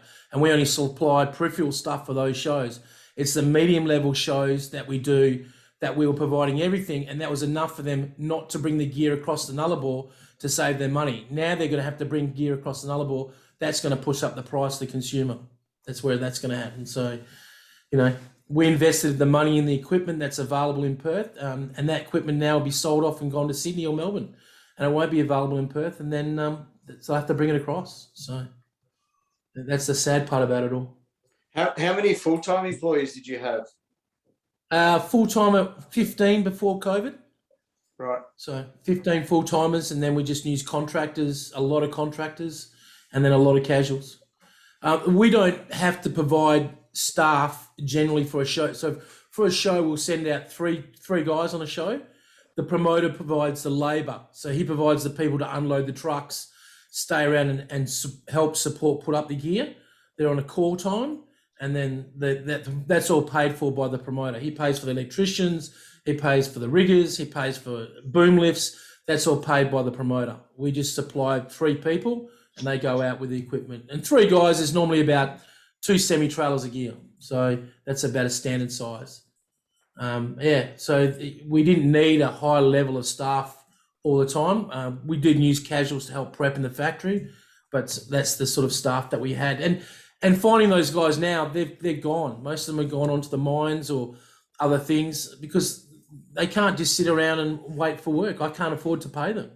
That's the bottom line. And the work's not there. So, you know, when concerts do come back, people are going to struggle. And they did that on the football. They struggled. They were supposed to have 120 staff to work on the football. They found 60 because half the people the hands that were available gone to the mines, doing something else. Because it's just not available. But, you know, I'm cool. Like I said, I keep saying, I'm cool with the border staying shut. If we're all alive, we don't have to wear a mask. We can drive more than 5 kilometres. That's cool. I don't care. I'll lose my business every day of the week for that. But I thought the government should give me some support. And if they did give me that loan, I'd be fine. My business would be all right. We'd get through it. The pandemic would be gone in 2 years, and we'd back up and trading and we're back through. Because there's a lot of acts that are waiting to come to Australia. Because as I said, I think I said a couple of weeks ago, if Burt Bacharach played at Crown Casino in Perth, it'd be sold out every Sunday for 5 months because everyone's sick of the same shit they're seeing in Perth at the moment. I don't know how many times you can see Birds of Tokyo, John Butler, without going, my God, I need to see something new, you know? So It needs to be refreshed. But yeah, at the moment, we're not going to see anything new for 6 months at least. Yeah. And that's why I laugh when you see the artists that are advertising ticket prices now for shows that are playing in March. They're not coming to Perth. I'll tell you now, it's not going to happen. We're not going to be. I don't think we're going to be open the borders in March. You know, I can't see it because we're so happily here. We're pretty complacent about vaccination. And that's one of the biggest faults that we're at because we're so complacent. Yes, it's appalling, really. Yeah, we're not, the mark is not being hit. So therefore, Mark McGowan's not going to open that border until he hits 90% because he doesn't want to have people dying on his watch either, which I fully support. And the thing is, we don't necessarily want to turn this into a vaccination browbeating, although I'm double vaxxed and most of us here are. Yep. And if you've got your own personal reasons for not getting vaxxed, then that's okay. Oh, totally. But the issue is, of course, and the fact is that us vaccinated people can die due to those that may choose not to vaccinate, because if they get sick and they're in ICU on a ventilator, and one of us has a heart attack, and where we go to the emergency, and they may say, well, we haven't got a ventilator available for you at the moment. You're just going to have to do your best. Yeah. So healthy people, vaccinated people can die due to unvaccinated people that choose, not medical ones, but people that choose not to vaccinate, if they get sick and they have to be accommodated for. And of course, I think it's people with other problems. I have family in Europe, all over. I've got some in Finland, Paris, and in Spain. And life is normal there. They have a travel pass, which is a scan code, and they're all vaccinated, and they have rules and regulations which they follow, but they're free to move around, and there's no evidence of anything major. Yeah, the concert scene in America is flat out. Rolling Stones played last week. There's shows going on, and there's still lots of shows happening at the moment in the States. It hasn't. I don't know how they're managing it, but they're certainly managing it in a different way to us. It's a tough one, definitely. But yeah, like the only thing that gets under my bonnet is seeing the politicians get up there and say, "Hey, we want to help small businesses. This is what you need to do." And we have everything is working perfectly in WA. Yeah, and that was the hardest point when I had to explain to the finance companies that were absolutely pestering the hell out of me. They had to explain to them that they'd say, "Well, you're in Perth. You should get all that. That should be given to you. The Perth. There's nothing in Perth. You should be flat out busy." They just didn't get it. They just don't understand that. No. Well, I shut my rental section because of the abuse during COVID and the hassles I had with non-payments. So I won't do it anymore. I'm only doing sales. Yeah, well, it's definitely. I was saying tonight in Sydney that people are going test driving cars, and they go into someone's house and they go, "Oh, look, mate, I'll take your car for a drive, but I need to be on my own because of COVID." The next minute he jumps in the car and takes off. You don't see him again. It's probably a little bit late now, Jared, but maybe Harold could have hired your assistance for his OnlyFans account. He could have had you run it every week for the lighting stuff for the. Yeah, exactly. Yeah. Actually, I've got a light here that I use to highlight my face. So, but I'd like one of those big round ones so I look better. It's all about the lighting, isn't it? They're called patent 23s. Yep, another ones. Look, it's gut wrenching, and last week we were on Ask Anything, and that morning I heard it on the ABC, and it was gut wrenching, and I told Jared so. It was. Oh, did you hear it on ABC? I heard it at 8:30. Yeah, I heard Nadia Mitopoulos say, and I heard Frontier Lighting, and I thought, oh my God, that's Jared. Yeah. And she did say that they rang you, but you just, you went up to talking, and that's totally fair enough too. And I was shocked. She rang me at 7 o'clock in the morning. You do an interview? No, I'm going to bed. What you should have said, Jared, is, look, I've had a late night session on Ask Us Anything. And she go, what? What's that? And then, of course, they had the follow up at about 10 to 9 with the guy who's from administrator, liquidator, and the guy from the association, the Entertainment Association. Oh yeah, okay. EIA. Yes, entertainment, whatever.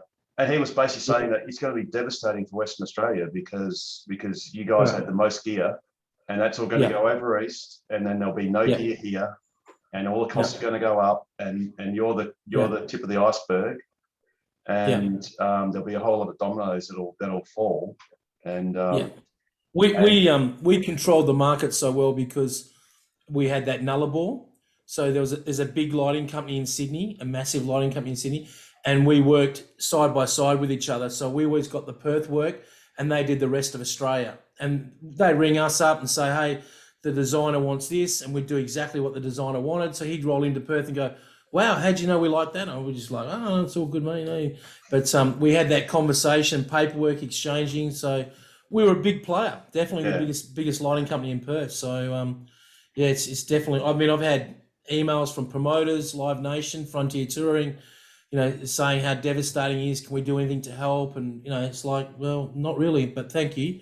It's definitely where it's at. So, hey Jared, do you know if the state government or the federal government are supporting other industries and just turning a blind eye to yours? Like, no, they came out with a simple thing that they said they were supporting the arts and the arts industry side of things. No, I mean, there's a lot of stuff on the news about tourism and how tourism operates. Here you go. Here's a 1 second thing. $5 million for up to 20 years are on offer, with the first 2 years repayment free. We spoke to the Treasurer earlier on Today on 9. The requirement had been that a small and medium-sized business had been on JobKeeper in the March quarter. We're removing that requirement to allow more businesses, whether they're in the tourism industry, whether in the hospitality industry, whether they're arts and recreation businesses, they can enter into these loans to support their working capital, to refinance their existing loans, or indeed to expand their business by purchasing machinery and equipment. We spoke to a number of small businesses. There you go. That was last year, wasn't it, Jared? No, that was August. Yeah. Right, because that was August. Because I last year August the 24th.